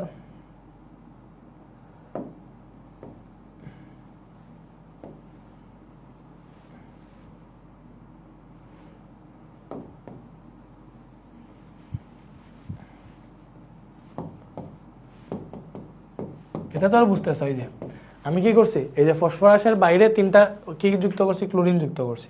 3টা কি যুক্ত করছি, ক্লোরিন যুক্ত করছি। হুদাই সময় নষ্ট করলাম, ঠিকঠাক মতো কাজ হইল না। এই যে এটা তো বুঝছো, ক্লোরিন যুক্ত করছি। সো এখানে মুক্ত জোড় ইলেকট্রন হিসাব করো। ফসফরাসের এখানে 1 জোড়া আছে, এই যে এখানে 3 জোড়া, 4 জোড়া, 5 জোড়া, 6 জোড়া, 7 জোড়া, 8 জোড়া, 9 জোড়া, 10 জোড়া, এই 10 জোড়া মুক্ত জোড়। তো এইভাবে হিসাব করবা। বাট এত কঠিন না করে দেখো, আমরা এখান থেকে ইজিলি বুঝতে পারবো এইভাবে, যে ক্লোরিনের দেখো ফার্স্টে ক্লোরিন অ্যাড হইতেছে, ক্লোরিনের সর্বশেষে থাকে 7টা, তাহলে ফসফরাসের সাথে অ্যাড হইতেছে, ক্লোরিনে একটা ইলেকট্রন শেয়ার করে আমরা জানি। 7টা থেকে একটা যদি বন্ধনে আবদ্ধ হয়ে যায়, তাহলে বাকি যে 6টা থাকে, এই 6টায় থাকে 3 জোড়া, এই 3 জোড়া মুক্ত থাকে। তাহলে 3টা ক্লোরিন থেকে কয় জোড়া পাবা, 3 3 9 জোড়া এটা পাবো। আর ফসফরাসের সর্বশেষে 5টা ইলেকট্রন থাকে, এর মধ্যে 3টা ক্লোরিন অ্যাড হয়ে গেলে এখান থেকে 3টা ইলেকট্রন বন্ধনে আবদ্ধ হয়ে যায়, তাকে 2টা, এই 2টা ইলেকট্রনে 1 জোড়া হয়। আর এখানে আছে আরো 9 জোড়া, 1 আর 9 হচ্ছে 10 জোড়া। এইভাবে হিসাব করে নিই। কার্বন ডাই অক্সাইড অণুতে মুক্ত জোড় বন্ধন জোড় ইলেকট্রন বিদ্যমান করে। দেখো বন্ধন জোড় আমরা বের করে ফেলতে পারবো, বন্ধন জোড় একদম ইজি। দেখো এখানে অক্সিজেন অ্যাড হইতেছে কয়টা, 2টা অক্সিজেনের যোজনী কত, মানে কয়টা ইলেকট্রন শেয়ার করে, 2টা শেয়ার করে, 2 2 4 জোড়া হচ্ছে আমাদের বন্ধন জোড় থাকবে। এটা হচ্ছে অক্সিজেনের বন্ধন জোড়, মানে কার্বন ডাই অক্সাইডের বন্ধন জোড়। মুক্ত জোড় হিসাব কেমনে করবা দেখো, মুক্ত জোড় আমরা ওই মুখে মুখে করি। লাইক এখানে অক্সিজেন আছে, অক্সিজেনের সর্বশেষ শক্তি স্তরে থাকে ইলেকট্রন 6টা, অক্সিজেন তো 8, প্রথম শক্তি স্তরে 2টা থাকে, দ্বিতীয় শক্তি স্তরে 6টা থাকে, তাহলে সর্বশেষ শক্তি স্তরে ইলেকট্রন থাকে 6টা। 6টার মধ্যে অক্সিজেনের যোজনী 2, দ্যাট মিনস অক্সিজেন বন্ধনের সময় 2টা ইলেকট্রন শেয়ার করে। অক্সিজেন বন্ধনের সময় কয়টা ইলেকট্রন শেয়ার করে? 2টা ইলেকট্রন। তাহলে এই 6 থেকে যদি 2 বাদ দাও তাহলে বাকি থাকে 4টা ইলেকট্রন। কয়টা ইলেকট্রন থাকে? 4টা ইলেকট্রন। তাহলে এই 4টা ইলেকট্রনে কয় জোড়া হয়? 4টা ইলেকট্রনে হয় 2 জোড়া। ভালো করে বুঝো। তাহলে এখানে অক্সিজেন কয়টা আছে? 2টা আছে, তাহলে 2 × 2 সমান 4 জোড়া পেলাম মুক্ত জোড়, শুধুমাত্র অক্সিজেনের ক্ষেত্রে। বাট কার্বনের দেখো, কার্বনের শেষে থাকে 4টা ইলেকট্রন, কার্বন তো 6, প্রথম শক্তি স্তরে 2টা, শেষ শক্তি স্তরে হচ্ছে আরও হচ্ছে 4টা, তাহলে 6টা।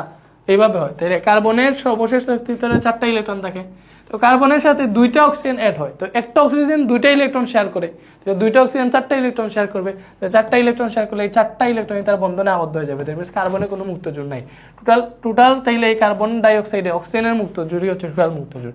অক্সিজেনের মুক্ত জোড় 4 জোড়া, এটা আনসার হবে 4, ঠিক আছে। এইভাবে করতে পারবা, অথবা তুমি এটার বন্ধন অঙ্কন করে করতে পারবা, ঠিক আছে। আচ্ছা, বা এইভাবে করতে হবে যে কার্বন আছে না, কার্বনে হচ্ছে সর্বশেষ শক্তি স্তরে থাকে কয়টা? তোমার 4টা, তো এইদিকে 2টা, এইদিকে 2টা, পরে অক্সিজেন অ্যাড হয়, অক্সিজেনের সর্বশেষ শক্তি স্তরে থাকে 6টা, তো 2টা হচ্ছে এইভাবে বন্ধনে আবদ্ধ হয়, আর বাকিগুলো হচ্ছে এইভাবে থাকে, ঠিক আছে। 2টা হচ্ছে বন্ধনে আবদ্ধ হয়, বাকিগুলো হচ্ছে এইভাবে থাকে, মুক্ত থাকে 6টার মধ্যে। তো দেখো এই যে এগুলো হচ্ছে বন্ধন জোড়, এগুলা কি বন্ধনে আবদ্ধ হয়ে গেছে, এগুলা বন্ধনে আবদ্ধ হয় নাই। 1 জোড়া, 2 জোড়া, 3 জোড়া, 4 জোড়া বন্ধনে আবদ্ধ হয় নাই, তার 4 জোড়া মুক্ত জোড়, 4 জোড়া বন্ধন জোড়। তুমি এইভাবে হিসাব করতে পারবো, কতভাবে হিসাব করা যায় তুমি দেখছো, ঠিক আছে। এরপরে নাইট্রোজেনের একটা অণুতে কতটা বন্ধন জোড় ইলেকট্রন থাকে? বন্ধন জোড় বুঝতে পারবো। নাইট্রোজেন মানে N2, নাইট্রোজেন আবার N≡N, আমরা নাইট্রোজেনের 3টা করে ইলেকট্রন শেয়ার করে। নাইট্রোজেনের কয়টা করে ইলেকট্রন শেয়ার করে ভাইয়া? নাইট্রোজেনের 3টা করে ইলেকট্রন শেয়ার করে। নাইট্রোজেনের কয়টা করে ইলেকট্রন শেয়ার করে? 3টা করে। তো একটা নাইট্রোজেনের সাথে আরেকটা নাইট্রোজেন অ্যাড হইতেছে, এরকম জিনিসটা ভালো করে বুঝো। N≡N, তাহলে নাইট্রোজেনের যোজনী হচ্ছে কত? 3। নাইট্রোজেন 3টে ইলেকট্রন শেয়ার করে। তো একটা নাইট্রোজেনকে যদি কেন্দ্রীয় পরমাণু ধরো, আর একটাকে শাখা পরমাণু ধরো, আচ্ছা এইভাবে না ধরে, এটাতে ঝামেলা আছে, এটা বুঝতে পারবা, এইভাবে ধরে হিসাব করতে পারবা। তাহলে একটাকে যদি শাখা পরমাণু ধরো, তাহলে নাইট্রোজেন 3টে ইলেকট্রন শেয়ার করে, একটা নাইট্রোজেন হচ্ছে এখানে শাখা পরমাণু, তারপরে 3টা হচ্ছে বন্ধন জোড়। এটা ইজিলি বন্ধন জোড় কাউন্ট করে ফেললাম। বন্ধন জোড় তো এইভাবে কেন্দ্রীয় পরমাণুর সাথে শাখা পরমাণুর হিসাব দিয়ে বন্ধন জোড় হিসাব করা যায়। দ্যাট মিনস 3 জোড়া বন্ধন জোড়, 3 জোড়া আনসার। বাট এটা তো এমনিতেও করতে পারি যে নাইট্রোজেনের প্রথম শক্তি স্তরে থাকে 2টা এবং শেষ শক্তি স্তরে থাকে কয়টা? 5টা। না, নাইট্রোজেন কত? 7 না, তাহলে শেষ শক্তি স্তরে কয়টা থাকে? শেষ শক্তি স্তরে থাকে হচ্ছে তোমার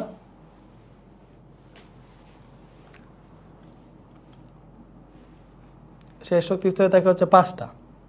5টার মধ্যে 3টাকে তুমি একসাথে দিবা, কারণ নাইট্রোজেন হচ্ছে 3টা ইলেকট্রন একসাথে শেয়ার করে। তো এখানে হচ্ছে আরেকটা নাইট্রোজেন এসে অ্যাড হবে, এখানে কি হবে? আরেকটা নাইট্রোজেন এসে অ্যাড হবে, তো আরেকটা নাইট্রোজেন এসে অ্যাড হইলো, ওইটাও 3টা ইলেকট্রন শেয়ার করবে। বাইরের শক্তি স্তরে আরও 2টা আছে। সো নাইট্রোজেনে দেখো এখানে বন্ধন জোড় 3 জোড়া, 6টা টোটাল, 3 জোড়া, আর মুক্ত জোড় 2 জোড়া, বুঝা? 3 জোড়া বন্ধন জোড়। তো এইগুলা কিন্তু বেসিক বিষয়, তোমরা এতটা প্র্যাকটিস করাইছে, আশা করি বুঝতে পারবা। বন্ধন জোড় হিসাব করবা একদম ইজি। লাইক এটা মৌল দিই, মনে করো সালফেট, আচ্ছা এই যে SO3, এটাতে বন্ধন জোড় কয়টা আছে দেখবা? বন্ধন জোড় ইলেকট্রন কয়টা? এখানে শাখা পরমাণু অক্সিজেন, সালফার তো কেন্দ্রীয় পরমাণু, তাহলে অক্সিজেন 3টা অ্যাড হয়েছে, অক্সিজেনের যোজনী 2, মানে 2টা ইলেকট্রন শেয়ার করে, তাহলে 3 দুগুণা 6টা ইলেকট্রন হইলো টোটাল।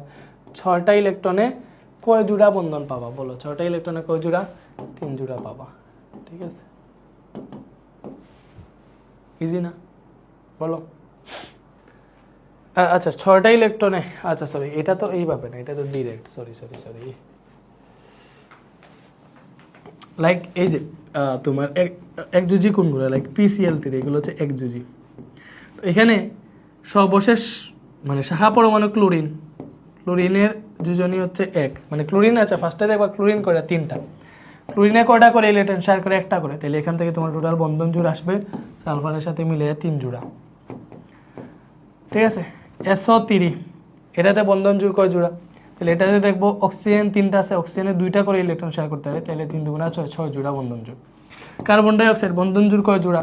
অক্সিজেন আছে 2টা, অক্সিজেন হচ্ছে 2টা করে ইলেকট্রন শেয়ার করতে হবে, 2 দুগুণা 4 জোড়া কার্বন ডাই অক্সাইডের বন্ধন জোড়। আর মুক্ত জোড়ের ক্ষেত্রে আরেকটা হিসাব দেখাইছি, অথবা চিত্র রেখে করতে পারো। ভ্যান ডার ওয়াল শক্তি দ্বারা আবদ্ধ থাকে নিচের কোনটা? ভ্যান ডার ওয়াল শক্তি দ্বারা আবদ্ধ থাকে কোনগুলা? সমযোজীগুলা। যেগুলা সমযোজী যৌগ এগুলো হচ্ছে ভ্যান ডার ওয়ালস বন্ধনে আবদ্ধ থাকে। তাইলে এটার মধ্যে সমযোজী কোনটা? এসবগুলো এগুলা আয়নিক আয়নিক আয়নিক। কারণ দেখো এটা ধাতু, এটা অধাতু, ধাতু অধাতু, ধাতু অধাতু। H2S এটাতে এটাও অধাতু, এটাও অধাতু। সো অধাতু অধাতু মিলে কি বন্ধন করে? সমযোজী। দ্যাট মিন্স এটাতে ভ্যান ডার ওয়ালস আকর্ষণ বন্ধন আছে, কারণ সবগুলা আয়নিক, এটাই একমাত্র আমাদের সমযোজী বন্ধন।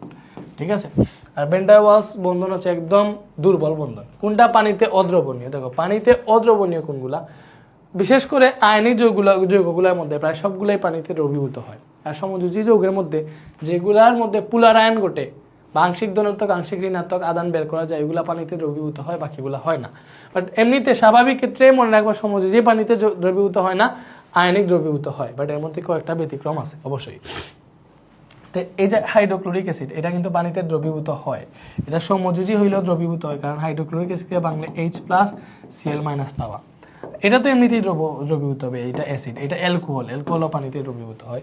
দ্রবীভূত হয় না এইটাই যে, এটাকে দেখো কার্বনকে তুমি আদানে ভাঙতে পারবে না, ক্লোরিনকেও ভাঙতে পারবে না, তাইলে CCl4, কারণ এই যে কার্বনের আর ক্লোরিনের মানে তড়িৎ ঋণাত্মকতার খুব বেশি পার্থক্য নাই, সাথে এগুলো সমযোজী। দ্যাট মিনস এটা হচ্ছে আমাদের আনসার। এটা পানিতে অদ্রবণীয়, পানিতে অদ্রবণীয়, কারণ কার্বনের থেকে তুমি আদান বের করতে পারবে না। জিঙ্ক সালফেট কেলাস গঠনের সময় কত অণু পানির সাথে যুক্ত থাকে? মনে রাখবা, জিঙ্ক সালফেট 7 অণু পানির সাথে যুক্ত থাকে। Zinc sulphate × 7H2। Copper sulphate 5 অণু পানির সাথে যুক্ত হয়। কপার সালফেট × 5 অণু পানি। এবং এই যে কপার সালফেট 5 অণু পানির সাথে যুক্ত হয়, যেটা গঠন করে এটাকে বলা হয় blue vitriol. Blue vitriol. So এইগুলো একটু মনে রাখবা। জিঙ্ক সালফেট 7 অণু পানির সাথে যুক্ত হয়, ওইটা থেকে পাবো আমরা 7 অণু। ঠিক আছে। কোন যৌগটি পানিতে দ্রবণীয়? কোন যৌগটা পানিতে দ্রবণীয়? পানিতে দ্রবণীয় এখানের মধ্যে আয়নিক যেটা আছে, এই যে এগুলা সমযোজী। সিলিকন ডাইঅক্সাইড, কারণ সিলিকন অধাতু, অক্সিজেন অধাতু, এটা অধাতু, এটা অধাতু, এটা অধাতু, এটা অধাতু। অধাতু বলছে, নট ধাতু, অধাতু। এই সবগুলো হচ্ছে সমযোজী। কি ভাইয়া? সমযোজী। তাহলে এগুলা যদি সমযোজী হয়, ভালো করে বুঝো, এগুলা যদি তোমার সমযোজী হয়, ঠিক আছে, এগুলা যদি সমযোজী হয়, তাইলে এটা না, সরি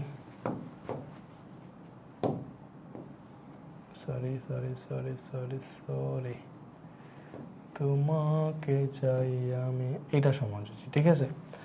আর এটা হচ্ছে আয়নিক, এটা সমযোজী হইলো এই যে OH-, এটাকে বাংলা তুমি পাবা C2H5+ আর OH-। অ্যালকোহল পানিতে দ্রবীভূত হয় এমনিতেই। ঠিক আছে। তো এটা হচ্ছে আমাদের দ্রবীভূত হয় এটা। আর বাকিগুলো সমযোজী যৌগ, সমযোজী পানিতে দ্রবীভূত হয় না। কোনটা পানিতে দ্রবীভূত হয়? এই যে সরিষার তেল, স্ন্যাপথালিন, কেরোসিন, এগুলো এমনি দেখে বুঝে যায় এগুলো পানিতে দ্রবীভূত হয় না। ঠিক আছে। সাধারণ লবণ সোডিয়াম ক্লোরাইড, এটা আয়নিক যৌগ। আয়নিক যৌগ পানিতে দ্রবীভূত হয়। আর লবণ এমনিতেই জানি পানিতে দ্রবীভূত হয়, লবণ তো আমরা চিনি। কোন যৌগটি পানিতে দ্রবণীয়? দেখো কোন যৌগটা পানিতে দ্রবণীয়, তা পানিতে দ্রবণীয় কোনটা হবে? Calcium sulphate, ferrous hydroxide, barium sulphate, K2SO4। এই যে পটাশিয়াম সালফেট, ক্যালসিয়াম সালফেট, এগুলোর মধ্যে কোনটা পানিতে দ্রবণীয়? কোনটা পানিতে দ্রবণীয় বলো? কোনটা পানিতে দ্রবণীয়? অনেক কোয়েশ্চেন দাগাইছি আমি চ্যাপ্টার 5 থেকে, বেশি দাগাই ফেলছি, বেশি সময় নিয়ে নিতেছি না। আমি জাস্ট চাইতেছি 100% অ্যাকুরেসি আসুক তোমাদের পরীক্ষায়, যাতে 100% আনসার করতে পারো।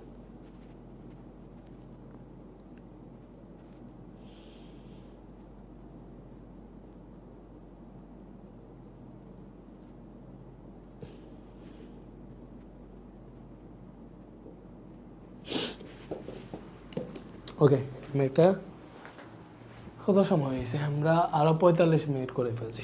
এটার MCQ ক্লাস তো অনেক লম্বা হয়ে যাইতেছে রে। এটা পরে চ্যাপ্টার 6 কি করাইতে পারবো, না করাইতে পারলে আরেকটা ক্লাসে দিব চ্যাপ্টার 6।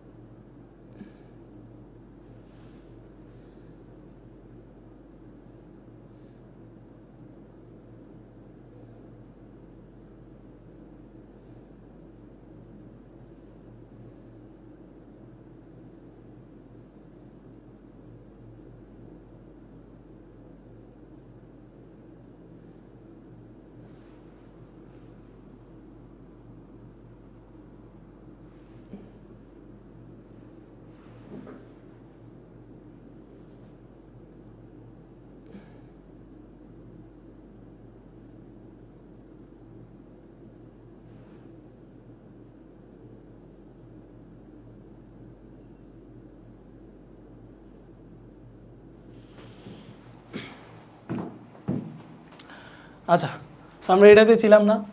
নিচের কোনটি পানিতে দ্রবণীয়? সো এখানে দেখো আমরা অনেকগুলা পাইতেছি, barium sulphate, calcium sulphate, potassium sulphate, ferric hydroxide.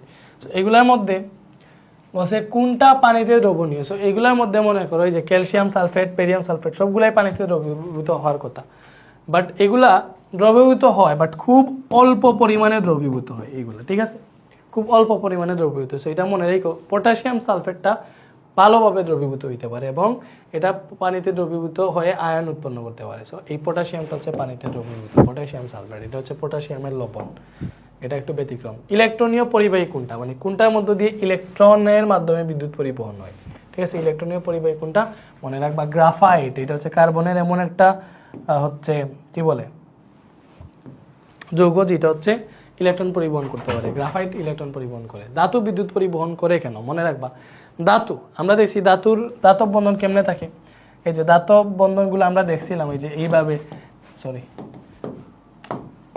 ধাতব বন্ধন কিভাবে থাকে, যে ধাতুগুলো এইভাবে থাকে না, পরে এগুলোর মধ্যে হচ্ছে ইলেকট্রন যে বের হয় আমরা দেখছিলাম, মানে এগুলো থাকে এইভাবে প্লাস প্লাস, পরে ইলেকট্রন বের হয়। ইলেকট্রনগুলো হচ্ছে মুক্তভাবে সঞ্চারণশীল থাকে ধাতব বন্ধনে, ঠিক আছে? ধাতু বিদ্যুৎ পরিবহন করে কারণ ধাতুর মধ্যে মুক্ত ইলেকট্রন থাকে, কারণ লাইক সোডিয়াম, সে একটা ইলেকট্রন ত্যাগ করে, মানে সোডিয়াম কি করতে পারে, মনে করো সোডিয়াম একটা ধাতু, তো সোডিয়াম সে একটা ইলেকট্রন ত্যাগ করে সোডিয়াম প্লাস হয়ে যেতে পারে।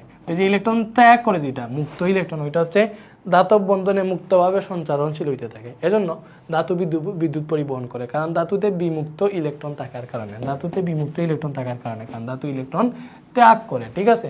এটাই আনসার। নিচের কোন মৌলটি বিদ্যুৎ অপরিবাহী?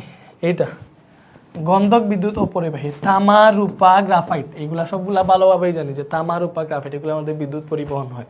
একমাত্র গন্ধকই আছে যেটার মধ্যে দিয়ে বিদ্যুৎ পরিবহন হয় না, আর গন্ধকটা হচ্ছে সালফার। সালফার অধাতু, এর জন্য বিদ্যুৎ পরিবহন হয় না, ঠিক আছে? ওকে, কোনটির জলীয় দ্রবণ বিদ্যুৎ অপরিবাহী? কোনটার জলীয় দ্রবণ বিদ্যুৎ অপরিবাহী? কোনটার জলীয় দ্রবণ বিদ্যুৎ অপরিবাহী? আমরা জানি বিদ্যুৎ পরিবাহী না অপরিবাহী রে? হ্যাঁ, অপরিবাহী। দেখো কোনটার জলীয় দ্রবণ বিদ্যুৎ অপরিবাহী? চিনির দ্রবণ। চিনি কি? চিনির সংকেত জানো? চিনি হচ্ছে সুক্রোজ না? তো এটা চিনিকে জলীয় দ্রবণে তুমি হচ্ছে চিনিকে ভিজে এটার মধ্যে দিয়ে বিদ্যুৎ প্রবাহিত করতে পারবা। দেখো চিনি হচ্ছে বিদ্যুৎ অপরিবাহী, চিনি কি বিদ্যুৎ অপরিবাহী। আচ্ছা, একটি বস্তু কঠিন অবস্থায় বিদ্যুৎ পরিবাহী নয়, কিন্তু তরল অবস্থায় ও দ্রবণে তা বিদ্যুৎ পরিবাহী। এতে কোন ধরনের বন্ধন আছে? মনে রাখবা আয়নিক যৌগ কঠিন অবস্থায় বিদ্যুৎ পরিবহন করে না। কঠিন অবস্থায় বিদ্যুৎ পরিবহন করে না, বাট তরল অবস্থায় বিদ্যুৎ পরিবহন করে। মনে রাখবা আয়নিক যৌগ কঠিন অবস্থায় বিদ্যুৎ পরিবহন করে না, তরল অবস্থায় বিদ্যুৎ পরিবহন করে। সো আয়নিক যৌগ কঠিন অবস্থায় বিদ্যুৎ পরিবহন করে না, তরল অবস্থায় করে। কেন হয়? কারণ আয়নিক যৌগ যখন কঠিন অবস্থায় থাকে তখন একটার সাথে আরেকটা খুব বেশি মানে শক্তি দিয়ে হচ্ছে অ্যাট্রাক্টেড থাকে, ঠিক আছে? তখন হচ্ছে ইলেকট্রন মুক্তভাবে সঞ্চারণশীল হইতে পারে না, এজন্য বিদ্যুৎ পরিবহন হয় না। কারণ বিদ্যুৎ পরিবহনের মূল শর্তই হচ্ছে ইলেকট্রনকে কাপাকাপি করতে হবে, একটু চলাচল করতে হবে। তো বাট তুমি যখন আয়নিক যৌগকে তাপ দিয়ে তরলে পরিণত করে ফেলবা, তখন হচ্ছে ইলেকট্রনগুলো একটু মুক্তভাবে সঞ্চারণশীল থাকে, কারণ আমরা নিকোটিন থেকে তরলের আন্তঃআণবিক শক্তি কম। তো আয়নিক যৌগগুলা কঠিন অবস্থায় বিদ্যুৎ পরিবহন করে না, কিন্তু তরল অবস্থায় বা দ্রবণে বিদ্যুৎ পরিবহন করে। তো কোনটা আয়নিক? মনে রাখবে এটা। শূন্য যোজনী প্রদর্শন করে কোনগুলো? যে নিয়ন, আর্গন, হিলিয়াম, এই তিনটেই তো নিষ্ক্রিয় মূল, এই তিনটার যোজনী শূন্য, ঠিক আছে? নিষ্ক্রিয় মূলের যোজনী শূন্য। কোন যৌগমূলক ধাতুর মতো আচরণ করে? আচ্ছা, কোন যৌগমূলক ধাতুর মতো আচরণ করে? ফসফোনিয়াম, এটা হচ্ছে PH4+, ammonium NH4+, carbonate CO3-। বলো কোনগুলা ধাতুর মতো আচরণ করে? আমরা জানি ধাতুগুলা ইলেকট্রন ত্যাগ করে পজিটিভ আধানে পরিণত হয়। তো এই যে এই দুইটা পজিটিভ আসে, এই দুইটা ধাতুর মতো কাজ করে, আর এইটা অধাতুর মতো কাজ করে, ঠিক আছে? এই যে কাজ আর একটা বাড়াই ফেলছি, কি জানি কি কোনটাতে টিপ দিয়ে দিছি, বাদ দাও। এরপরে শেষ হয় না কেন? কতটা রে বাবা? কোনটি অষ্টক নিয়ম মেনে চলে না? দেখো BF3 আচ্ছা ম্যাগনেসিয়াম ক্লোরাইড এটা আয়নিক যৌগ, এটা অষ্টক নিয়ম মেনে চলে। ম্যাগনেসিয়াম দুইটা ইলেকট্রন ত্যাগ করে, ক্লোরিন ওই ম্যাগনেসিয়ামে ইলেকট্রন গ্রহণ করে। সো ম্যাগনেসিয়াম নিয়নের কাঠামো অর্জন করে আর ক্লোরিন হচ্ছে আর্গনের কাঠামো অর্জন করে। এটা আমরা ভালো করেই জানি, ঠিক আছে? কারণ এটা কেমনে গঠন হয়, ম্যাগনেসিয়ামে দুইটা ইলেকট্রন ত্যাগ করে, সো ম্যাগনেসিয়াম 12 থেকে 10 হয়, ক্লোরিনে ইলেকট্রন গ্রহণ করে 17 থেকে 18 হয়। দুইটা ক্লোরিনে ওই দুইটা একটা একটা করে গঠন করে আর কি। বাট এটাতে দেখো বোরনের সর্বশেষ শক্তিস্তর থাকে 3টা, ক্লোরিন এড হয়েছে 3টা, দেখবেন সে আরও 3টা শেয়ার করলো, তার শেষে 6টা ইলেকট্রন পূর্ণ হইলো, অষ্টক পূরণ করছে করে নাই, সে 2-এর নিয়ম মানছে। এটার ক্ষেত্রে সেম, বোরনের 3টা, ফ্লোরিন 3টা এড হয়েছে, সো এখানে কেন্দ্রীয় পরমাণুটা অষ্টক নিয়ম মানে না। অন্যদিকে ক্লোরিন ফ্লোরিন মানে তারা একটা করে ইলেকট্রন শেয়ার করে, তাদের শেষে 7টা থাকে, একটা শেয়ার করছে মানে কি 8টা হয়ে গেছে। এই চ্যাপ্টারটা আমি বেশি বুঝাইতে চাইতেছি কারণ এমসিকিউ থান্ডার সিরিজে তোমরা ক্লাস অনেক আগে করছো, তো যেন একটু ডিটেলসে করাইতেছি। যদি হচ্ছে আমরা মনে করো আগে সিকিউ করাইতাম পরে এমসিকিউ করাইতাম, তাহলে এত সময় লাগতো না আর কি। যাই হোক, বাট সময় দিয়ে পড়াইতেছি, দ্যাট মিনস ভালোভাবে শিখতেছো, এটা বুঝতেছো, এগুলা ভালোভাবে এখন আনসার করতে পারবে। এমসিকিউ থান্ডার সিরিজের কাজই এটা, তুমি যাতে সবগুলা তোমার এখানে ঢুকে যায়। বন্ধন গঠনের 2-এর নিয়ম মানে কোনগুলা? এই যে এটা 2-এর নিয়ম মানে কেন আমি দেখাই। এই নাইট্রোজেন অক্সাইড যেটা, এটা হচ্ছে নাইট্রোজেন কার কাঠামো অর্জন করতে চায়, তোমার নিয়নের, অক্সিজেন ও নিয়নের কাঠামো অর্জন করতে চায়, কাছাকাছি মূল্য। নাইট্রোজেন ডাইঅক্সাইডের ক্ষেত্রে সেম, বাট এটার ক্ষেত্রে দেখো কার্বন আর্গন ওই যে নিয়নের কাঠামো অর্জন করে 4টা ইলেকট্রন নিয়ে, কারণ কার্বন হচ্ছে 6, 4টা ইলেকট্রন যদি শেয়ার করে 10 হয়ে যায়, মানে নিয়নের কাঠামো অর্জন করে। অন্যদিকে হাইড্রোজেন দেখো, হাইড্রোজেন হচ্ছে একটা, হাইড্রোজেনের ইলেকট্রন থাকে একটা, সে যখন কার্বনের সাথে অ্যাড হয় তো কার্বন থেকে একটা ইলেকট্রন সে নেয় আর কি, শেয়ার করে, তখন তার ইলেকট্রন হয় 2টা, সে হচ্ছে হিলিয়ামের কাঠামো অর্জন করে। হাইড্রোজেন কার কাঠামো অর্জন করে? হিলিয়ামের। তো তুমি বুঝো কোনটা 2-এর নিয়ম মানছে, হিলিয়ামই তো 2-এর নিয়মের মেইন কারিগর না, তো হিলিয়াম এই যে CH4 হচ্ছে 2-এর নিয়ম মানে, বুঝছি? ওকে ওকে ওকে।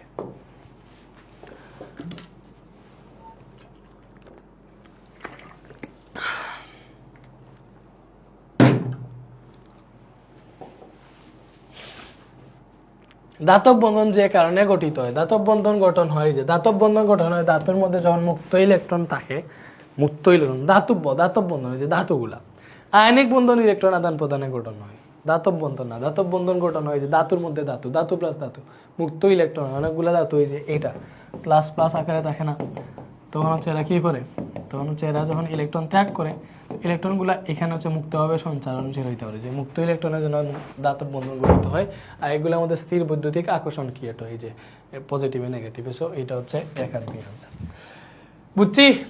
সাধারণ তাপমাত্রায় কঠিন অবস্থায় থাকে কোনগুলা? সাধারণ তাপমাত্রায় কঠিন থাকে মনে রাখবা, ব্রুমিন সাধারণ অবস্থায় তরল থাকে, এটা জানলেই হয়ে গেছে। ব্রুমিন সাধারণ অবস্থায় তরল থাকে, ঠিক আছে?